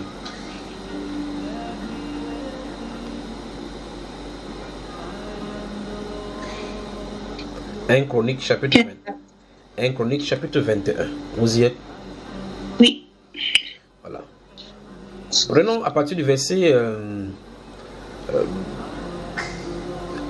verset 16. David leva les yeux et vit l'ange de l'Éternel se tenant entre... Prenons à partir du verset 13. Verset 13 pour voir vraiment la peste. Allons-y. Ok. David répondit à Gad, « Je suis dans une grande angoisse. Oh, que je tombe entre les mains de l'Éternel, car ses compassions sont immenses, mais que je ne tombe pas entre les mains des hommes. » L'Éternel envoya la peste en Israël, et il tomba 70 000 hommes d'Israël. Dieu envoya un ange à Jérusalem pour la détruire. Et quand il la détruisait, l'Éternel regarda et se repentit de ce mal. Et il dit à l'ange qui détruisait, « Assez, retire maintenant ta main. » L'ange de l'Éternel se tenait près de l'aire d'Ornan, le Jébusien. David leva les yeux et vit l'ange de l'Éternel se tenant entre la terre et le ciel et ayant à la main. Alors David et les anciens, couverts de sacs, tombèrent sur leur visage. Et David dit à Dieu, « N'est-ce pas moi qui ai ordonné le dénombrement du peuple? C'est moi qui ai péché et qui ai fait le mal, mais ces brebis qu'ont-elles fait? Éternel mon Dieu, que ta main soit donc sur moi et sur la maison de mon père, et qu'elle ne fasse point une plaie parmi ton peuple. » L'ange de l'Éternel dit à Gad de parler à David, afin qu'il montât pour élever un autel à l'Éternel dans l'aire d'Ornan, le Jébusien. David monta, selon la parole que Gad avait prononcée au nom de l'Éternel. Ornan se retourna et vit l'ange, et ses 4 fils se cachèrent avec lui. Il foulait alors du froment. Lorsque David arriva auprès d'Ornan, Ornan regarda et il aperçut David. Puis il sortit de l'air et se prosterna devant David, le visage contre terre. David dit à Ornan, « Cède-moi l'emplacement de l'air pour que j'y bâtisse un autel à l'Éternel. Cède-le-moi contre sa valeur en argent, afin que la plaie se retire de dessus le peuple. » Ornan répondit à David, « Prends-le, et que mon Seigneur le roi fasse ce qui lui semblera bon. Vois, je donne des bœufs pour l'holocauste, des chars pour le bois et le froment pour l'offrande, je donne tout cela. » Mais le roi David dit à Ornan, « Non, je veux l'acheter contre sa valeur en argent, car je ne présenterai point à l'Éternel ce qui est à toi, et je n'offrirai point un holocauste qui ne me coûte rien. » Et David donna à Ornan 600 cycles d'or pour l'emplacement. David bâtit là un autel à l'Éternel, et il offrit des holocaustes et des sacrifices d'action de grâce. Il invoqua l'Éternel, et l'Éternel lui répondit par le feu, qui descendit du ciel sur l'autel de l'holocauste. Alors l'Éternel parla à l'ange, qui remit son épée dans le fourreau. Voilà, merci beaucoup. Merci ma soeur. Cette lecture nous montre encore une autre chose par rapport aux pestes et aux ravages qui arrivent généralement sur la terre. On ne connaît pas les implications ni les choses qui s'efforcent. Dans le laboratoire de David s'est trouvée une décision qu'on a prise et dont l'implication a été les gens qui sont décédés. Maintenant, la population, dit-on dans les Saintes Écritures, d'après ce que nous avons lu, 70 000 personnes sont tombées à Jérusalem, Jébuse, chez Jérusalem. Alors qu'il a de régner là-bas, pendant qu'il vient à l'endroit où Dieu lui a donné la solution, il voit un ange suspendu dans les airs. Et tout le monde ne le voit pas, il le voit, avec son épée nue imposée en direction de Jérusalem. La question que je pose maintenant, c'est que est-ce que la population qui mourait était au courant de la chose, de la mauvaise décision qu'avait pris le roi? Ça, c'est la première question. La deuxième question montre clairement ici qu'en réalité, il est question du péché ici contre Dieu, parce que Dieu, on ne devrait pas dénombrer le peuple de Dieu. Ça, c'est la chose. Mais regardez bien de quoi il est question. Il est question, une fois de plus ici, du péché, parce que David dit clairement que c'est lui qui a péché. Qu'est-ce que c'est brebis? C'est-à-dire que ces gens qui sont allés mourir, qu'ont-ils fait? Nous voyons qu'en réalité, les pestes qui peuvent nous arriver et que c'est Dieu qui, et si Dieu ouvre nos yeux spirituels, nous voyons clairement les anges qui sont chargés d'exercer ces jugements-là sur la terre. Et pour le cas d'espèce, pour le cas de David, on a vu clairement que la solution, c'est la repentance. Et il a amené la repentance, il demandait pardon pour son péché, et il fallait dans l'holocauste des sacrifices pour pouvoir expier cela. Mais remarquez qu'ici, il s'agissait des plaies, des maladies qui ont été amenées à l'issue de la désobéissance, donc du péché, une fois de plus. Et là, nous voyons clairement comment David s'est repenti. Donc, Dieu, comme Dieu le dit dans le livre de 2 Chroniques, chapitre 7, verset 14-15, que si mon peuple, ce qui est invoqué, mon nom s'humilie et prie. Donc, dans ce cas, chaque fois qu'il y a une situation et où il y a une cause, parce que c'est pour ça qu'il faut remarquer bien que nous avons dit dans la dernière vidéo, qu'en réalité, les gens essaient de traiter la chose superficielle, alors que le problème, la cause première est le péché. Dans ce livre des 2 Chroniques dont je t'en ai cité au chapitre 7, versets 14 et 15, il y est dit que si mon peuple, ce qui est invoqué mon nom, s'humilie et prie, il dit quand il va fermer le ciel et la terre, quand on va commettre des péchés et au-delà, les cieux seront fermés au-dessus de nous. Si son peuple, ce qui est invoqué son nom, s'humilie, prie, cherche sa face et se détourne de ses mauvaises voies, il dit Dieu des cieux, il exaucera notre prière et il guérira le pays. Donc même le pays est frappé de malédictions à cause de la désobéissance, à cause du pays, à cause du péché exercé et accompli dans ces différentes nations, dans les différentes nations. Que dit la Bible dans le livre de Jérémie, comme nous avons lu, j'ai également cité la dernière fois, dans le livre de Jérémie chapitre 3 verset 1, la Bible déclare que quand une femme quitte un mari, va vers un homme, s'il retourne vers le premier mari, que le mari là la connaisse, tout le pays est cité par un seul acte d'adultère. Combien on en commet aujourd'hui? Combien de femmes ont eu 5 ou 6 maris en attendant et rentrent encore au troisième avant de revenir encore au deuxième? Combien? Et on dit un seul acte sur tout le pays. Et Dieu dit, si mon peuple, ce qui est invoqué par mon nom, s'humilie, prie, cherche ma face, Dieu de cieux, je l'exaucerai, je guérirai son pays. Dans le livre de 2 Samuel, une fois de plus encore, dans le livre de 2 Samuel chapitre 11 et 12, il est fait état là-bas de l'adultère du roi David, l'homme selon le cœur de Dieu. Et principalement, au chapitre 12, les versets 14, enfin, les versets 10 à 15, il y est fait état là-bas de la sanction que Dieu accorde à David le prophète concernant l'enfant que la femme d'Uri avait donné à David. Dieu dit, si vous lisez le verset 15 du chapitre 12 de 2 Samuel, la Bible déclare donc là-bas que et Nathan s'en alla dans sa maison, l'Éternel frappa l'enfant que la femme d'Uri avait enfanté à David et il fut dangereusement malade. Donc Dieu a frappé l'enfant, l'enfant était dangereusement malade.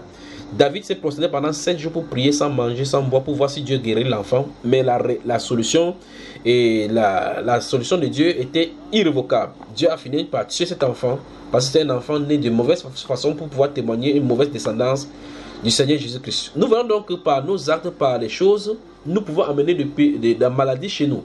Alors dans le Nouveau Testament, on voit également une de ces choses-là encore plus terrible encore. Cette fois-ci, c'est le frère Gaël Temingue qui va nous lire cela. 1 Corinthiens au chapitre 11. 1 Corinthiens au chapitre 11.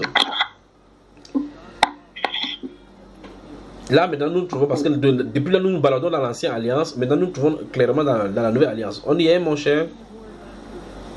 1 Corinthiens au chapitre 11. Chapitre 11 de 1 Corinthiens. Nous allons commencer à lire à partir de verset 20 jusqu'au dernier. Verset 20 au verset 34. D'accord. Verset 20 au verset 34. Alors, je lis. Là donc que vous vous assemblez dans un même lieu, ce n'est pas pour manger la scène du Seigneur, car au repas, chacun se hâte de prendre son souper particulier, en sorte que l'un a faim et l'autre est repu. N'avez-vous pas de maison pour manger et pour boire? Ou méprisez-vous l'église de Dieu et faites-vous honte à ceux qui n'ont rien? Que vous dirai-je? Vous louerai-je? Je ne vous loue point de cela, car pour moi, j'ai reçu du Seigneur ce que je vous ai aussi enseigné. C'est que le Seigneur Jésus, la nuit qu'il fut livré, prit du pain, et ayant rendu grâce, il le rompit et dit, prenez, mangez, ceci est mon corps, qui est rompu pour vous. Faites ceci en mémoire de moi.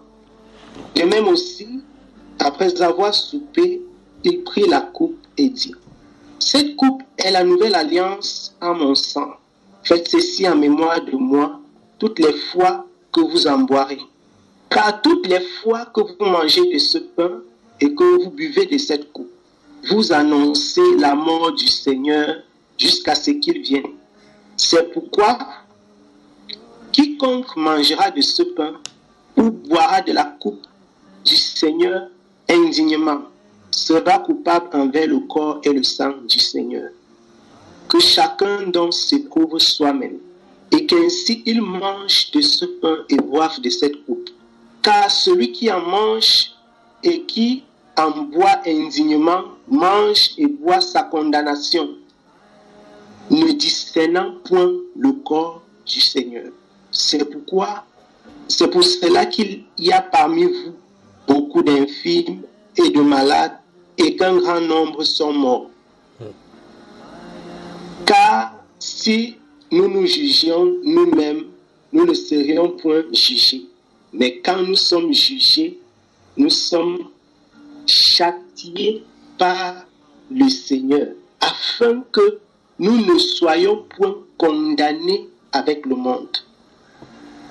C'est pourquoi, mes frères, quand vous vous assemblez pour manger, attendez-vous les uns les autres, et si quelqu'un a faim, qu'il mange dans sa maison, afin que vous ne vous assembliez point pour votre condamnation.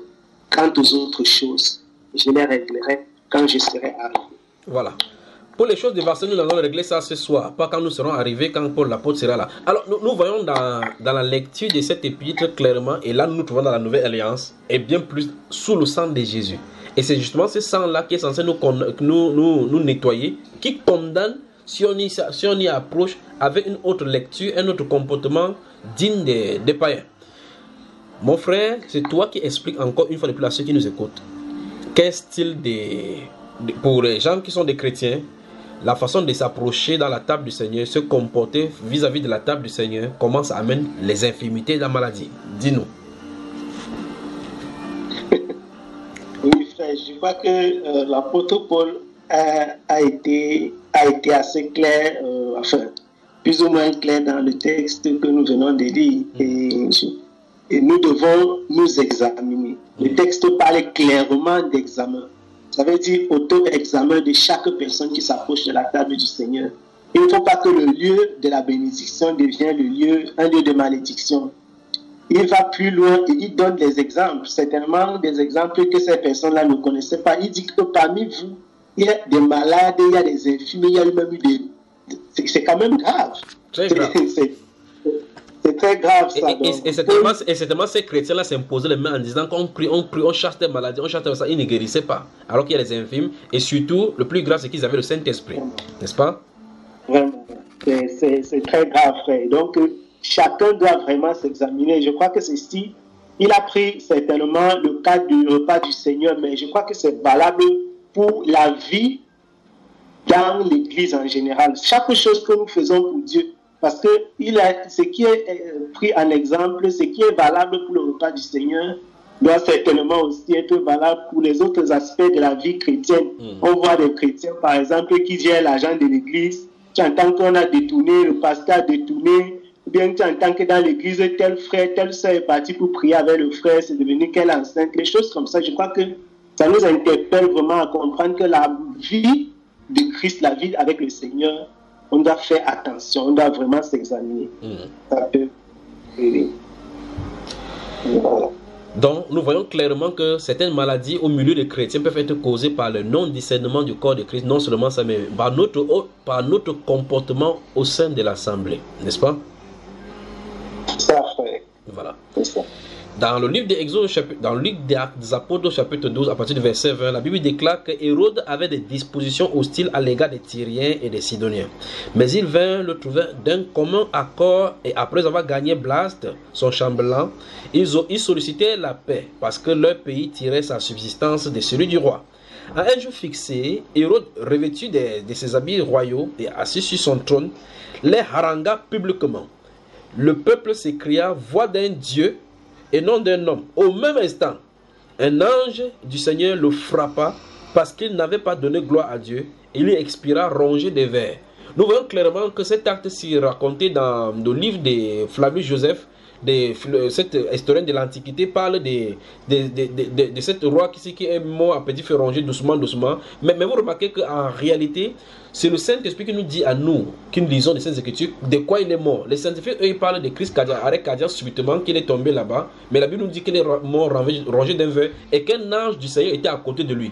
Donc, tous, même nos rois, et nous attendons ici que Hérode, qui n'est pas un juif, qui est un païen apparenté, et qui ici fait exactement ce que son père fait, la Bible s'interroge ici sur le fait qu'il n'a pas donné gloire à Dieu. On s'attendrait à ce qu'il donne gloire à Dieu en comprenant que son attribut de roi est un attribut du Seigneur Jésus. C'est ce que l'ange a d'attendre de lui.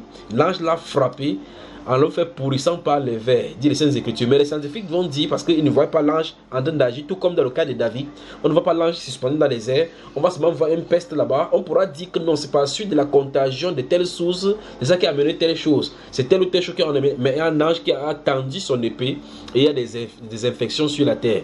Tout comme la peste et les ravages qui ont eu lieu dans les années 1200 du côté de l'Espagne et autres là-bas, on va y revenir.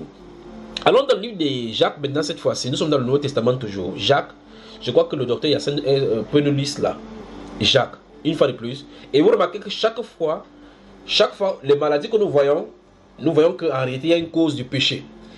Pendant que le frère est en train de trouver le livre de Jacques, nous voyons que ici, Hérode est frappé, rongé par les vers dans la maladie qu'il a tuée, à cause du fait qu'il s'est érigé à la place de Dieu. La gloire qui devait être revenue. Quel péché terrible. Il a directement frappé. Pour le cas des Corinthiens, on a vu que les handicapés ont été faits à cause du péché au milieu de l'église. La maladie est faite à cause du péché. Une fois de plus, nous allons voir maintenant qu'il y a une relation directe entre le péché et la maladie. Oui, Jacques, j'y suis. Jacques chapitre 5, verset 12 à 16. Jacques chapitre 5, verset 12. Avant toute chose, mes frères, ne jurez ni par le ciel, ni par la terre, ni par aucun autre serment. Mais que votre oui soit oui, et que votre non soit non, afin que vous ne tombiez pas sous le jugement. Quelqu'un parmi vous est-il souffrant? Quelqu'un parmi vous est-il dans la souffrance? Qu'il prie. Quelqu'un est-il dans la joie? Qu'il chante des cantiques. Quelqu'un parmi vous est-il malade? Qu'il appelle les anciens de l'église et que les anciens prient pour lui, en loignant d'huile au nom du Seigneur. La prière de la foi sauvera le malade et le Seigneur le relèvera, et s'il a commis des péchés, il lui sera pardonné. Confessez donc vos péchés les uns les autres et priez les uns pour les autres afin que vous soyez guéris. La prière agissante du juste a une grande efficacité. Alors, mon frère, toi qui as lu une fois de plus, n'est-ce pas, dans cette série concernant la prière, et on va y revenir là maintenant justement, et notre challenge par rapport aux Saintes Écritures, nous voyons clairement ici qu'en réalité, la maladie est liée au péché, pas vrai? Amen. Donc, certaines personnes prient, les maladies ne sont pas guéries à cause du fait qu'ils ne confessent pas, dire les Saintes Écritures. Vous voyez, une femme vient vers vous, il vient dire que j'ai mal au bas-ventre. Elle ne dit pas qu'elle a avorté. Et ça t'attend qu'on prie que ça marche. On prie, ça ne marche pas. Si on n'a pas de discernement, que le Saint-Esprit dit que tu avais avorté, il faut que tu parles. Elle est là vraiment, elle a attaché le cabas. Elle est là-bas comme Marie de Magdala. Alors qu'en réalité, c'est ce qu'elle a fait à l'hôpital des sorciers. Elle est allée là-bas, on a charcuté son intérieur pour enlever l'enfant. Comment vous appelez ça? Nettoyer le sang à l'intérieur. Et elle vient là-bas, elle porte la Bible, elle dit que non, elle ne sait pas ce qui lui arrive. Mais la Bible déclare, confessez-vous dans les péchés les uns les autres, et priez les uns pour les autres, afin que vos péchés, la maladie soit guérie. Alors, revenons dans le cas de ces Jacques. Le verset 14, qu'est-ce que ça dit encore? Le verset 14 dit exactement, la chose suivante. Quelqu'un parmi vous est-il malade? Qu'il appelle les anciens de l'église et que les anciens prient pour lui en loignant Dieu au nom du Seigneur. Et quel sera le résultat? Verset suivant. La prière de la foi sauvera le malade et le Seigneur le relèvera. Voilà la promesse. Alors, que nous ensemble maintenant par rapport à ces paroles-ci et les médecins maintenant. Les gens ont tronqué maintenant, moitié foi Seigneur, moitié foi médecin. Qu'est-ce que ça se passe? L'autre dit, j'ai pris sur le médicament et je prends parce que c'est Dieu qui a suscité le médecin. Que vous ensemble par rapport à cette assertion au milieu chrétien aujourd'hui?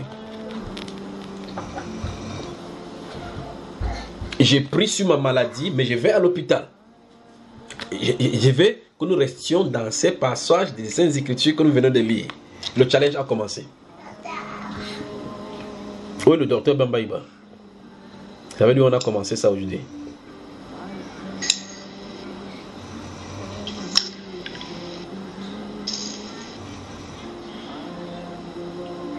Le docteur Bambaïba a quitté. Où est-ce qu'on va aller? Où est le docteur Cyril là?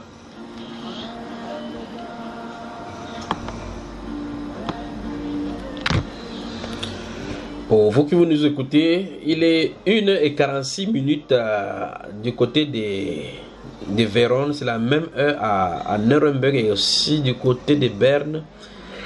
1h également et 46 minutes du côté de Paris en France. Est-ce que le docteur Cyril est avec nous?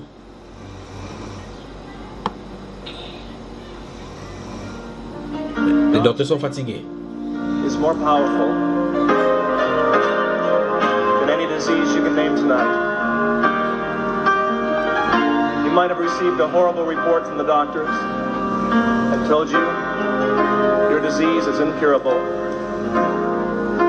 But you know what? There's hope tonight. There is hope because God's promised that He would heal us. Moi-même, j'exagère avec ces médecins. Je vous ai quand même trop oppressé comme ça. Je crois que ce serait bien que chacun parte dormir. Mais avant cela, sortons avec ces questionnements.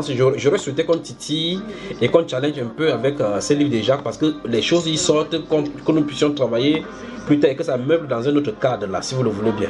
Mais je trouve que les systèmes médecins sont déjà ensommeillés. Peut-être par beaucoup de sollicitations journalières et le fait des coronavirus qu'on se sollicite de part et d'autre. Je crois que ce serait bien qu'il reste soit avec Yassine ou bien...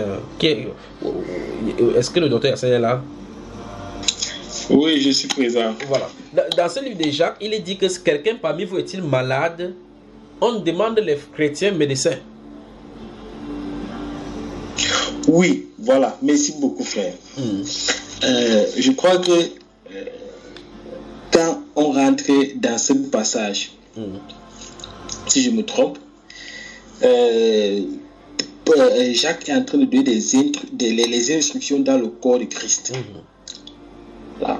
Donc, ça signifie qu'en principe, pour un frère qui est malade, il devait d'abord, comme je dis, il devait prier, n'est-ce pas? Attends, là c'est bien. Le lapsus que tu as fait, ou bien encore l'erreur que tu as fait est très bien. Il devait d'abord. Généralement, cette petite erreur-là est bien pour introduire la question que je veux poser. Normalement, donc, avant d'aller à l'hôpital, on prie d'abord. Si on prie d'abord, je ne prends pas sa parole pour faute, mais je sens de prendre parce que c'est pour ça qu'il parlait de moitié foi médecin, moitié foi pour Jésus. Si on prie d'abord sur une maladie, on va à l'hôpital, on compte que qui le guérit.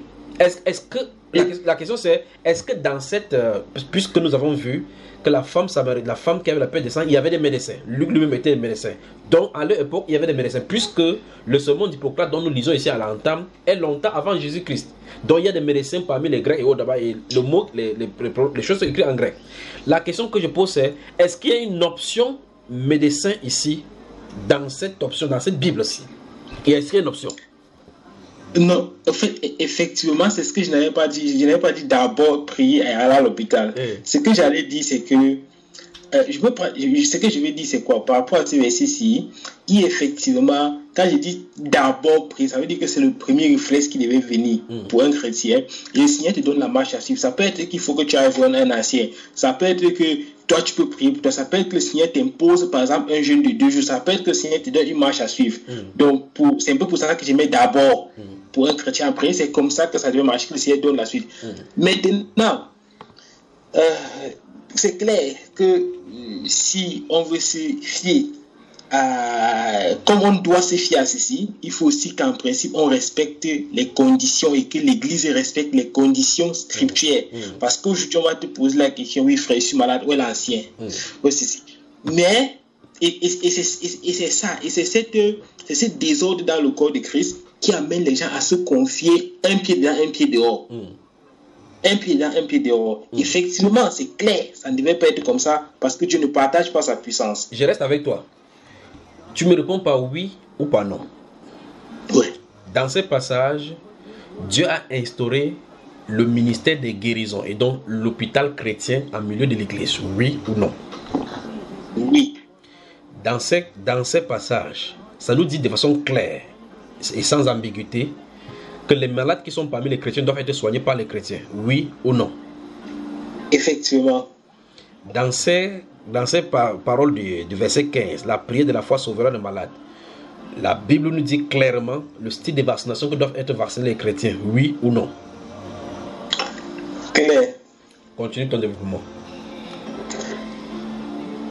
Oui, comme j'ai dit, effectivement, ce n'est pas pour... je ne cherche pas une issue. Je ne cherche pas une issue. Je veux simplement dire l'écriture présente. Il n'y a même pas à ajouter ou à diminuer quelque chose dessus. Mais je donne le problème que nous, on a, parce que l'écriture n'a pas de problème en effet. Comme j'ai dit, par exemple, j'ai dit, l'écriture n'a aucun problème. Donc là, tu as de diagnostiquer ce qui cause ce manque de foi et ce manque de manifestation en milieu chrétien aujourd'hui. Effectivement. C'est le grand dénouement. C'est le grand dénouement, effectivement.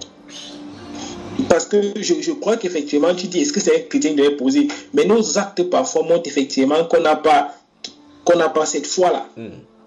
Qu'effectivement, on n'a pas cette structure comme quand Jacques s'adresse comme ça, là, ça veut dire qu'il s'adresse aux anciens, il s'adresse aux frères, et chacun connaît sa place. C'est aujourd'hui à peine si on connaît distinguer même la gauche de la droite, comme quelqu'un dirait quelque part. Mais c'est effectivement ça. C'est effectivement ça s'est passé dans le corps du Christ. Je dois savoir que quand je suis malade, je pose mes pieds au sol, je prie le Seigneur me donne la marche à suivre, va vers le frère tel, il prie pour toi, va pour... Et c'est effectivement quand ça va se passer. Que Dieu nous pardonne. Et là, maintenant, chacun a le numéro de son médecin. Au lieu d'avoir Jérémie chapitre 33 verset 3, chacun a le numéro de son médecin. Et dans le carnet d'adresse, quand il marche, il a son médecin, le numéro de son médecin privé. Quand il a le numéro de son médecin privé, au point où il peut ne pas connaître son numéro d'assurance de son assurance, ou bien encore le numéro de sécurité sociale, ou mieux encore le numéro de téléphone, même de son propre épouse, de ses compatriotes, mais il peut garder le numéro de téléphone et connaître par cœur le numéro de son médecin. Qu'est-ce que ces personnes-ci, chrétiens, en veulent dire? Ouais, bon, qu'il a mis sa foi dans le numéro de son médecin. Je reste ici dans le verset 15 et je reste toujours, je ne sais pas si le docteur est là, je vais poser des questions. Quelqu'un parmi vous est-il malade qui va au CHE et qui consulte son pulse, parce que les températures et les diabètes là-bas en premier lieu peuvent lui créer des situations. Il faut connaître son statut sérologique. C'est très important à milieu de l'église avant de savoir qui on va marier. N'est-ce pas, docteur Ren?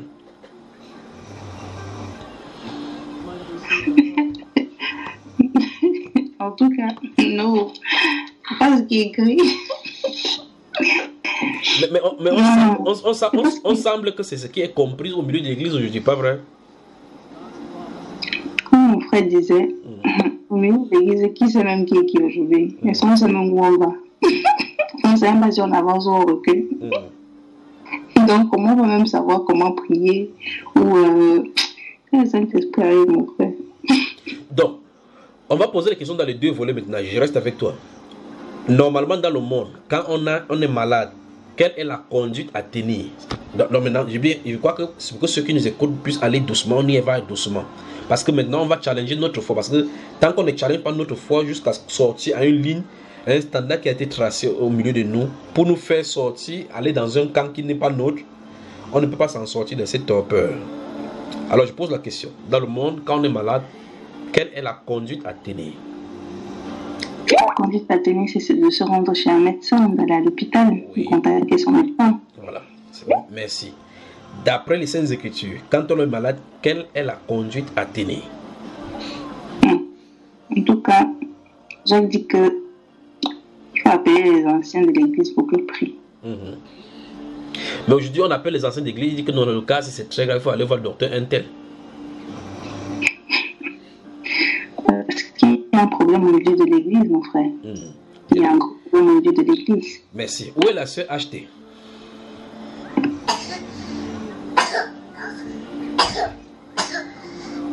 Est-ce qu'elle est là tous dans le ou quoi? Je suis là, frère. Les mauvaises langues disent que c'est à cause du fait que les anciens de l'église ne faisaient pas leur rôle, que tu es allé comme ça, tu sois un chrétien sanctifié, comme ça, si ça les dépasse, tu les sois. Est-ce vrai?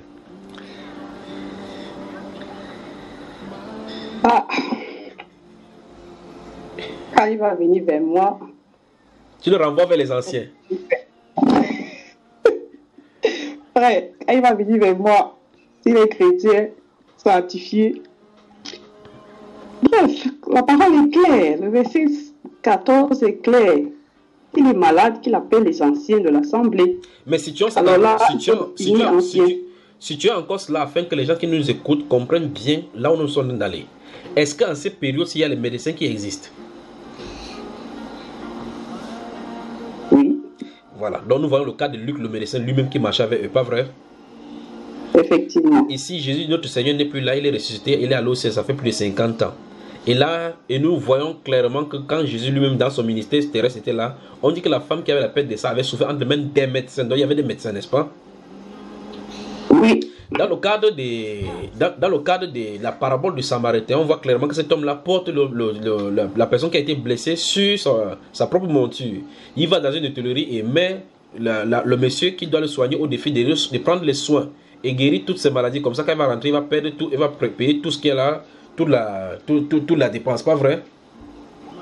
C'est ça qui est écrit. Voilà, c'est ce qui est écrit. Donc nous voyons clairement, pour que les gens ne nous comprennent pas, qu'il y a des médecins qui existent à ces périodes-ci. Donc, le contexte est identique, l'écriture n'a pas changé. Alors, je pose donc ma question. Est-ce que dans la pensée de celui qui a décrit Jacques, il y a la pensée même hôpital? Dans ce verset précisément, il ne mentionne même pas hôpital ici. Ok. Y a-t-il encore dans les Saintes Écritures, dis-je autrement, une pensée de l'hôpital nulle part, une pensée qui pourrait donner l'ouverture qu'on y va même, en réalité? Il n'y a pas. Donc, vous voyez clairement que les hôpitaux ont été suscités même par le Seigneur pour soutenir notre incrédulité, pas vrai? Pour que notre foi, un peu plus, puisque nous ne marchons pas par la foi, mais par le visible, que au moins nous allons là-bas, qu'au moins si vous ne croyez pas, c'est pour ça que les médecins ils disent eux-mêmes là-bas que nous soignons, c'est Dieu qui guérit. Effectivement, les hôpitaux sont là en majorité pour les incrédules, ceux qui doutent, qui n'ont pas la foi. Voilà. Parce que à la suite, on parle de, il faut que ces anciens-là la prière fervente. Et on se rend compte que il faut définir encore la prière fervente. Oui, qui va faire cette prière fervente là? Je crois qu'il y a l'enseignement partie 1 et partie 2 sur Bamba Iba pour vous qui nous écoutez là. C'est quoi la prière fervente du juste? Non. Tel qu'il dit ici, dans la prière fervente du juste a une grande efficacité et en citant Élie qui était de même nature comme nous. Je reste avec toi, ma soeur. Quelqu'un qui nous écoute maintenant, y compris nous, n'est-ce pas un challenge maintenant de notre foi? En lisant ces versets, c'est maintenant sur un autre jour, dans le cadre des Blues Bands pour Jésus, médecin dans la sainteté. N'est-ce pas là un challenge pour nous? Effectivement, c'est un très grand challenge en tant que chrétien. On se rend compte que en tant que chrétien, quand on est malade, parfois, dans la panique, on ne sait pas quoi faire. On dit, voilà, il y a la prière. J'ai d'abord prié, et puis ensuite, je suis d'aller voir le médecin pour qu'il confirme ou bien pour qu'il fasse quelque chose. Nous y voilà. C'est ça le grand souci. Moitié médecin, là, moitié Jésus. Moitié médecin, moitié foi, moitié Jésus. On se pose la question, qui nous conduit en fait? Grave encore, on a des boîtes de pharmacie à la maison dans une attente d'une quelconque maladie. Donc, on a préparé notre guérison, notre situation de guérison dans des éventuels cas qui pourraient arriver, pas vrai? Et ça, le doute. Le doute, et c'est ça, c'est le doute qui amène les chrétiens à avoir les moyens de bord. D'où ma question. À tous les. qu'est-ce que ces passages nous intéressent? Qu'est-ce que ça nous dit? Qu'est-ce que ça nous donne de comprendre aujourd'hui alors? Ça nous donne de comprendre que notre foi, nous avons besoin d'être conduits par le Saint-Esprit. Ce passage est clair. Le chrétien, quand il est malade, il va voir les anciens de l'Assemblée qui vont prier, qui vont loindre de l'huile au nom du Seigneur Jésus. Et la prière de la foi sauvera le malade. Je crois que maintenant, il ne faut pas donner ces secrets pour que les grandes multinationales ne tombent même pas maintenant pour confisquer tous les fabriques des huiles de maintenant.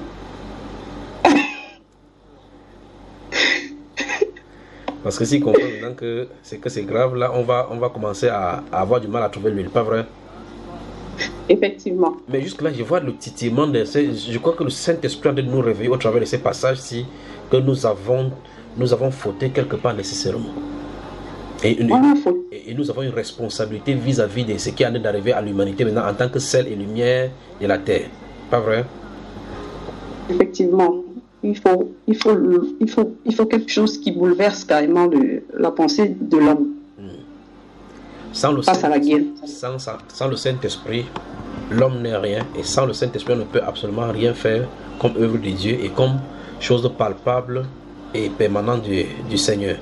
Le Saint-Esprit, donc, qui est le guérisseur, doit être au milieu de nous et en nous pour pouvoir faire son œuvre. Pas vrai? Amen. C'est tout. Donc, nous lançons donc l'appel maintenant à tous ceux donc qui sont les anciens dans le monde entier. Vous devez vous poser des questions lorsque vous remplissez les critères de l'anciennat. Tous ceux donc qui se disent enfants de Dieu dans le monde entier. Nous allons remplir la condition lorsque le Saint-Esprit est en nous faisant les mêmes œuvres qu'il avait dit qu'il ferait à cette heure-ci.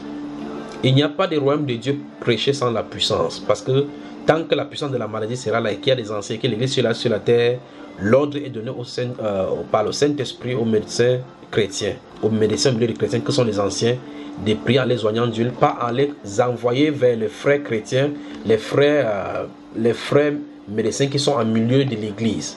D'autres églises maintenant ont même le département médical maintenant. Quand les gens viennent, on leur fait des tests d'abord pour voir ce qu'il en est.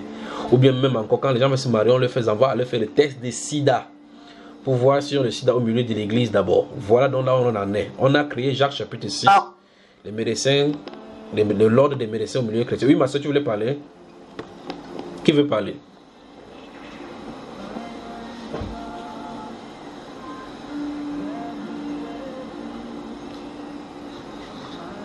Je disais, comme tu disais, c'est dire tantôt que même en tant que médecin chrétien, on doit être rempli du Saint-Esprit. On doit avoir le Saint-Esprit pour nous conduire dans la prière. Parce que on va se mettre à prier. On va dire qu'on a la prière, on partit de la prière fervente, on a cette foi, mais il y a quand même un doute qui reste dans le cœur. Si, je veux dire, on va essayer de faire les examens quand même, on va voir si ça a marché, on va aller vérifier. Est-ce que le résultat, est-ce que c'est... Tu vois, il y a ce doute-là, mais à la fin, c'est clair qu'on a besoin de lui.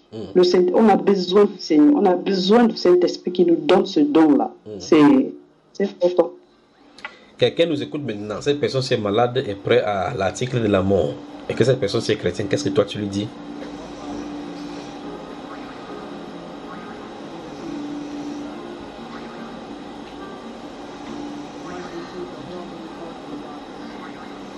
Je lui dirais que, frère, il a besoin du Saint-Esprit. Hein? Et aux médecins, tes frères qui sont dans ces groupes-ci, les médecins, Dr Bambaïba, même s'ils dorment, leur esprit écoute. Qu'est-ce que tu leur dis, toi? Maintenant, puisqu'il n'y a pas des anciennes, il n'y a pas des anciennes dans le corps, pas vrai? Pas du tout. Mais c'est pas exclu que ceux qui croient aussi prient pour que le malade soit guéri, pas vrai? Donc personne n'a échappé. C'est ça. Nous devons fléchir les genoux et crier au Seigneur qu'il nous visite puissamment. Ce seront les prochaines séances dont maintenant nous allons réunir, nous allons prier en aparté afin que ces choses soient déclenchées au milieu de nous et que chacun observe cela au milieu de son cercle et de son lieu de service. Nous allons prier, demander la grâce de Dieu. Souvenez-vous, si je ne vous ai pas encore dit, le Saint-Esprit a dit Le ciel n'a jamais été ouvert sur la terre pour l'exaucement que maintenant. Si un siècle nous vivons où le ciel est ouvert pour l'exaucement aux prières, c'est maintenant. Donc nous allons prier, nous allons demander sa miséricorde dans ce groupe-ci principalement et pour tous les autres médecins, de chrétiens qui sont dans le monde, qui ne sont pas de ce groupe-ci, afin que Dieu les utilise puissamment dans les domaines concernants. Et on verra des changements dans chacun de nos domaines, n'est-ce pas? N'est-ce pas le frère Iba? Vraiment. Ah, mon frère. Vraiment. Alors, frère Iba, merci d'être venu. J'espère que tu nous entendais là. Grâce.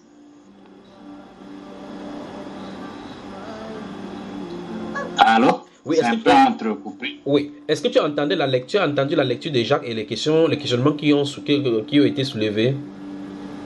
Tout à fait, oui. Voilà. Maintenant, est-ce que la Bible nous prescrit que quelqu'un parmi vous est malade qui part au CHU? Est-ce qu'il est écrit dans ce livre déjà que si quelqu'un parmi vous est parmi vous, parce que ça veut dire que c'est circonscrit clairement que c'est au milieu chrétien. Est-ce qu'on est au CHU? Non, pas du tout. Si quelqu'un parmi vous est malade, qu'il appelle les anciens et ces derniers vont le oint d'huile et prier pour lui, et il sera guéri. Donc, ce serait une chose claire de dire clairement notre pauvreté spirituelle, notre pauvreté des dons spirituels en vue d'obtenir cela devant le Seigneur. Nous pouvons dire sans risque de nous tromper en réalité que nous avons échoué, que le Seigneur vient prendre le contrôle de tous nos cœurs, nos corps, afin que tous nos membres soient à son service, pas vrai? Pour que ces versets, ces passages bibliques soient réels pour nous. Tout à fait. Tout à fait. Est-ce qu'on peut dire clairement, en admettant cela, que honte à nous chrétiens de cette époque-ci, qui prêchent un royaume puissant sans la puissance? Vraiment, et c'est ça même le problème. Parce que tu as beau parler, mais la réalité, tu vois que la puissance qui est déployée dans la Bible, c'est ça le problème. Donc honte vraiment, honte aux chrétiens de ce siècle-ci. Honte à nous. Il nous faut donc la vaccination. Où se trouve cette vaccination? La vaccination est prise dans le laboratoire de la foi. La vaccination dont Dieu veut que nous ayons et qui va protéger notre système immunitaire contre toute maladie, c'est la foi constante au Seigneur Jésus-Christ. Il n'y a pas deux styles de vaccination. Cette foi-là, cette vaccination spirituelle nous protège notre ADN de toute infection, protège notre système immunitaire de toute infection. Dieu nous a dit clairement que l'obéissance, c'est-à-dire la fixation de notre regard sur lui, nous préservera et quel qu'en soit le cas de maladie qui viendra, il verra sur la maladie même les choses invisibles, les pestes et ses ravages. Et une fois de plus, nous venons de voir ça ici au verset 16, verset 15, où il a dit la prière de la foi sauvera le malade. Il n'a pas dit l'urgence, ce n'est pas le CHU ni le SAMU qui sauvera le malade. En tout cas, lorsqu'ils mettent le truc short sur toi 2 ou 3 fois, quand tu ne réveilles pas, il se tourne pour regarder ton ami qui t'a amené, ton proche, pour te dire c'est terminé pour toi. Quand l'électrocardiogramme siffle et que l'oscillogramme va de façon plate, unilatérale à une onde d'onde plate, et en siffle, puis pour eux c'est terminé. Chacun enlève la blouse et on signifie que pour toi c'est terminé. Tu es passé de vie à trépas. Tu es bon pour être mangé par les vers. Jésus dit non, que quiconque vit et croit en lui ne verra jamais la mort. Le Saint-Esprit veut nous réveiller. En effet, il veut nous dire ce soir que nous avons un rôle d'inoculer la doctrine de la foi, sinon encore le vaccin de la foi à la place du vaccin pour destruction du corps. Nous allons inoculer d'abord en nous-mêmes, tester ces vaccins spirituels en nous-mêmes pour savoir clairement que ces vaccins-là puissent marcher afin de vacciner la population qui est dans la pourriture. Si ce monde-ci doit quitter la peur, il doit y être servi le contraire. Si ce monde-ci doit fuir la peur, il doit y être servi un palliatif. Et le palliatif contraire à la peur, c'est la foi. Et la foi justement vient de l'invisible et produit des choses extraordinaires venant de l'autre côté où Jésus-Christ est le maître et le souverain sur les événements physico-spirituels. Comment faire donc? Au risque de nous tromper, nous ne pourrons pas fonctionner avec lui sans être connectés à lui. Comment être connecté à lui? La Bible nous dit dans 1 Jean chapitre 4, le verset 13, que nous connaissons que nous sommes connectés et en communion permanente avec lui en ce qu'il nous a donné de son esprit. Le Saint-Esprit dont se trouve le maître à jouer. Le 9, ou même encore le milieu de terrain, dans cette méli-mélo que nous allons avoir maintenant entre la médecine douce, la médecine traditionnelle et puis la médecine spirituelle venant de Jésus. Dans les dernières éditions, nous avons vu clairement que Luc n'a jamais exercé sa médecine au milieu chrétien. Mais aujourd'hui, les gens ont dit à Luc qu'il avait tort, qu'il avait fréquenté pour avoir son doctorat sans rien faire.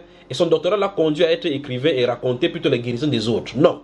Dieu ne voulait pas utiliser le talent naturel pour accomplir les choses spirituelles. Non. C'est les œuvres spirituelles accomplies par le Saint-Esprit en nous. Les œuvres naturelles sont faites pour notre nourriture naturelle dans le cadre terrestre. Ces talents naturels nous ont été donnés comme sueur pour pouvoir subvenir à nos besoins de notre naturel. Mais pour ce qui est du spirituel, il faut le Saint-Esprit. C'est le Saint-Esprit donc qu'il faut au médecin. Et le Saint-Esprit qui viendra sur le médecin, c'est pour prouver que Jésus est le grand guérisseur au milieu de ces générations perverses et corrompues.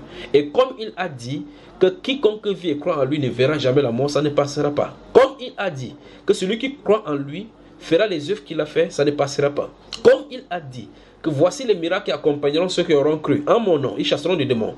S'ils boivent quelques breuvages mortels, il ne leur fera point de mal. Ils parleront de nouvelles langues. S'ils imposeront les mains aux malades, et les malades seront guéris. Alors, qu'attendons-nous afin que de croire de la bonne façon, c'est-à-dire d'entrer dans ces centres de vaccination mondiale spirituelle qu'est la foi en Jésus-Christ de Nazareth, afin que le vaccin nous soit accordé, afin que nous fassions la campagne mondiale de vaccination selon l'OMS, pas l'Organisation mondiale de la santé maintenant, l'organisation maintenant des médecins de la sainteté. Cette parole-là ne passera pas en réalité.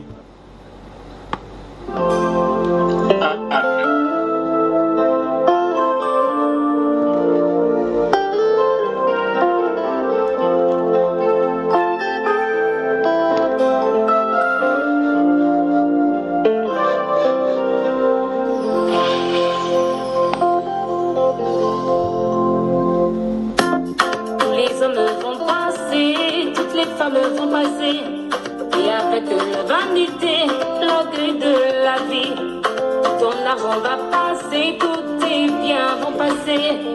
Et avec la vanité, l'orgueil de la vie, mais je te dis, oh mon frère, regarde seulement à ce livre de la vie, oh qui est éternel, c'est la parole de Dieu pour toi, oh, elle ne passera jamais.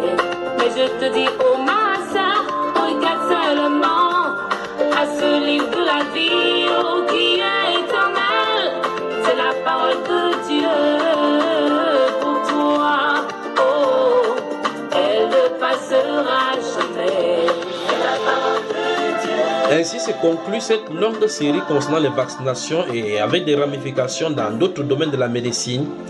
Au finish, on comprend pourquoi Dieu a conduit ses frères et ses sœurs et vous tous qui nous écoutez dans le cadre de la médecine. C'était afin que vous touchiez du doigt ce monde, afin de voir les iniquités et les inimitiés qui s'y trouvent et de voir la bonté qui est dans le médecin qui est Jésus, et puis retrouver son attribut en vous et voir que cette médecine dont il a mis en vous devrait être pratiquée de façon spirituelle, non conventionnelle comme le cas de Big Pharma. Alors, à la place où Big Pharma fait des fautes, vous ne devrez pas faire parce que c'est le Saint-Esprit, le parfait Saint-Esprit en vous qui ferait l'œuvre. Que dit le Saint-Esprit ce soir? Que chaque médecin se tourne vers Jésus afin d'être rempli du Saint-Esprit et que le véritable médecin en lui se convertit et se manifeste au milieu des malades. Bonne soirée. Fais un bon usage.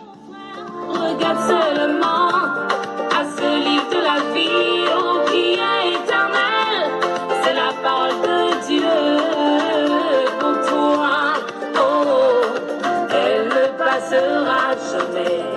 Et je te dis, oh ma soeur, regarde seulement à ce livre de la vie, oh qui est éternel, c'est la parole. Nous disons un grand merci à tous ces médecins là qui ont voulu prêter main forte à cette émission afin que les gens soient dans le monde entier enseignés.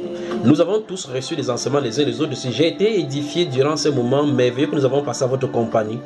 Ressourcez-vous dans le Seigneur et qu'on se revienne encore dans d'autres messages encore houleux de la médecine que nous allons comparer avec ce que la Bible déclare. Mais avant cela, nous passerons assez de temps pour prier pour que ces problèmes-ci soient résolus d'abord avant d'engager dans d'autres émissions. Nous ne continuerons point tant que ce n'est pas accompli avec nous ici. Alors, vous êtes médecin et vous souhaitez participer maintenant à cette série de prières. Cette fois-ci, nous allons prier seulement maintenant jusqu'à ce que ces médecins du talent soient le médecin maintenant du Saint-Esprit. Que les doigts des médecins maintenant soient les doigts du Saint-Esprit. C'est ce que nous allons faire désormais Mais ça n'a pas été. Vous, sur Bambaïba, vous n'entendrez pas ça. Quand vous entrez dans leur laboratoire pour la consultation, vous saurez que quelque chose est passé avec eux. Cette parole ne passera pas. Toute écriture t'a inspiré de Dieu et utile pour enseigner, pour convaincre, pour redresser, pour éduquer dans la justice. Toute écriture t'a inspiré. Docteur, même merci d'avoir choisi de passer ces excellents moments avec nous dans cette série des médecins pour Jésus. Il s'est consacré au vaccin qui, en fin de compte, ici à sa fin, à ce soir. Merci à toi. Que toute la gloire revienne au Père, mon frère. C'était vraiment intéressant. Nous avons aussi beaucoup appris. Du moins, moi, j'ai beaucoup appris en tout cas. Que le Seigneur te bénisse. Parce que c'est par toi que le Saint-Esprit est venu pour proposer ce thème-là. Et donc, chacun de nous, personne n'aurait imaginé qu'on aura fait à faire 2 ou 3 séances. Mais nous en sommes à peut-être à 8 ou 9 séances. Pas vrai? Amen. Amen. Et c'est un record. Docteur Bambaïba, rebonsoir. Bonsoir, mon frère. Merci d'avoir prêté de ton expertise à la connaissance des enfants de Dieu dans le monde entier. Merci aussi à toi et à tous les autres, tous les autres frères et sœurs, parce que à la suite de la sœur aussi, moi aussi j'ai beaucoup appris. Et un conseil aux médecins maintenant. Bon, alors un conseil aux médecins. En tout cas, pour la majorité, pour la plupart des médecins qui, bon, puisque généralement on est tous cartésiens, on a dit pas mal de choses ici, on ne le répétera pas assez. Aujourd'hui, on a la possibilité de vérifier tellement de choses de façon assez simpliste sur Internet simplement, parce que la connaissance a augmenté. On a la possibilité de vérifier tout ce que nous on a eu à dire ici. Donc ils ont la possibilité de faire leurs recherches et de se faire leur idée, leur opinion par eux-mêmes. Maintenant, pour les autres, enfin pour ceux qui sont nos frères, bien aimés dans le Seigneur, ce qu'on pratique comme médecine là, ça ne sert à rien. Ça ne sert à rien. Ce qu'il nous faut, c'est le baptême du Saint-Esprit avec toute la puissance qu'il faut pour manifester la gloire du Seigneur Jésus-Christ de Nazareth. C'est là que véritablement on sera des vrais. Merci. Donc c'est ça qu'il faut chercher. Merci. Docteur HT, belle expérience, n'est-ce pas? Pour une fois. Et beaucoup de tenues aussi où nous avons pris ici. Le Saint-Esprit nous y a conduit dans beaucoup de domaines et beaucoup d'orientations, pas vrai? Amen, effectivement. C'est magnifique, c'est merveilleux. Pour moi, j'ai suivi aussi les autres émissions, les autres événements. Je suis bénie par ceci et les frères et sœurs. Je dis merci à tous les frères et sœurs. Pour le Seigneur aussi, mes collègues, mes frères et sœurs. Et la gloire de Jésus-Christ, nous avons besoin du Saint-Esprit. Voilà. Dans le forum, je vais rentrer dans la prière, je vais regarder la direction. Dans le forum, on va coordonner cela dans la prière. Ça sera entre nous maintenant les médecins. Moi, je ne suis même pas de mon médecin, je ne sais même pas comment il va faire. Je ne sais pas s'il va me joindre à vous ou vous allez suivre cela. Mais que le Seigneur en sorte avec vous et prouvé par le fait que vous sortez brillants, des brillants médecins entre les mains du Seigneur par le Saint-Esprit. D'accord, ma soeur? Amen. Docteur Yassine, rebonsoir. Bonsoir, mon frère. Les bonnes choses ne durent jamais, n'est-ce pas? Mais celui-ci a vraiment duré. Plus de 7 séries. Et c'est comme si ça n'en finirait pas si on continue. Tellement il y a des choses à dire. Oui, vraiment. On a un grand Seigneur pour d'avoir initié ça. Et aussi, je remercie chacun de vous parce que c'était vraiment enrichissant. dans le sens où ça ouvre l'esprit, ça nous amène à... comment je vais dire ça aiguise notre sainte intelligence et ça nous porte à faire plus attention dorénavant sur beaucoup de choses qu'on laissait passer, soit par ignorance, soit par négligence. Donc je rends grâce au Seigneur qui a rendu tout ceci possible. Et comme je disais vraiment, que chacun de mes frères et sœurs soit richement béni au nom de Jésus de Nazareth. En tout cas, que le Seigneur te bénisse. Rendez-vous maintenant dans la chambre haute du côté des médecins maintenant, d'accord? Amen. La sœur MK.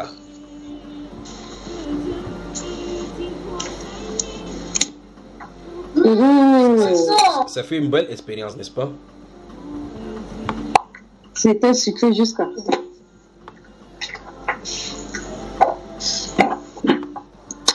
Bon. À tout le monde, médecin, pas médecin, non médecin, sur le chemin de devenir médecin, c'est l'heure de chercher le Seigneur, c'est la partie qui me plaît.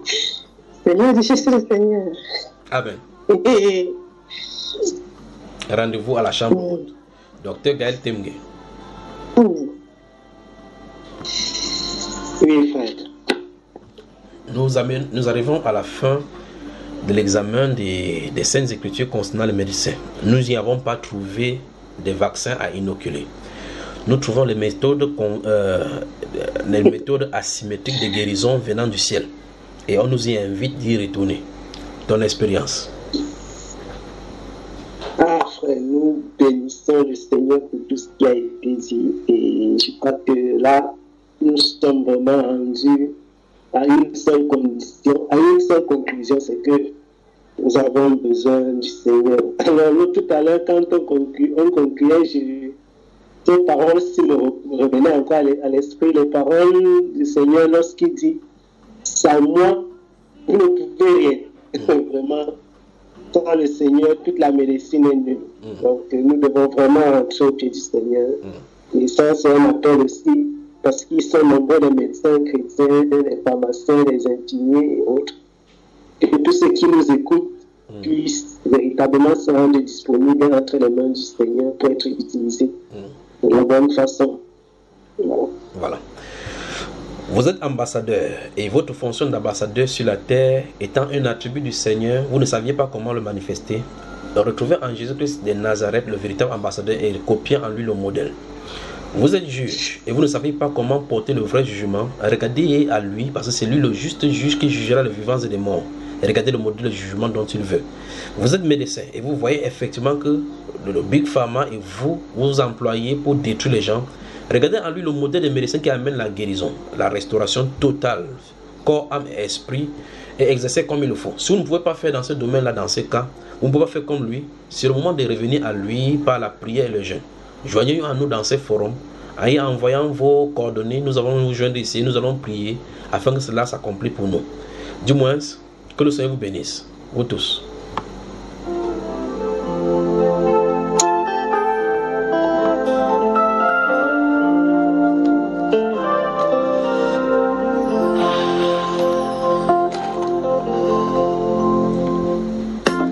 Tous les hommes vont passer, toutes les femmes vont passer. Et avec la vanité, l'orgueil de la vie, ton argent va passer, tous tes biens vont passer. Et avec la vanité, l'orgueil de la vie.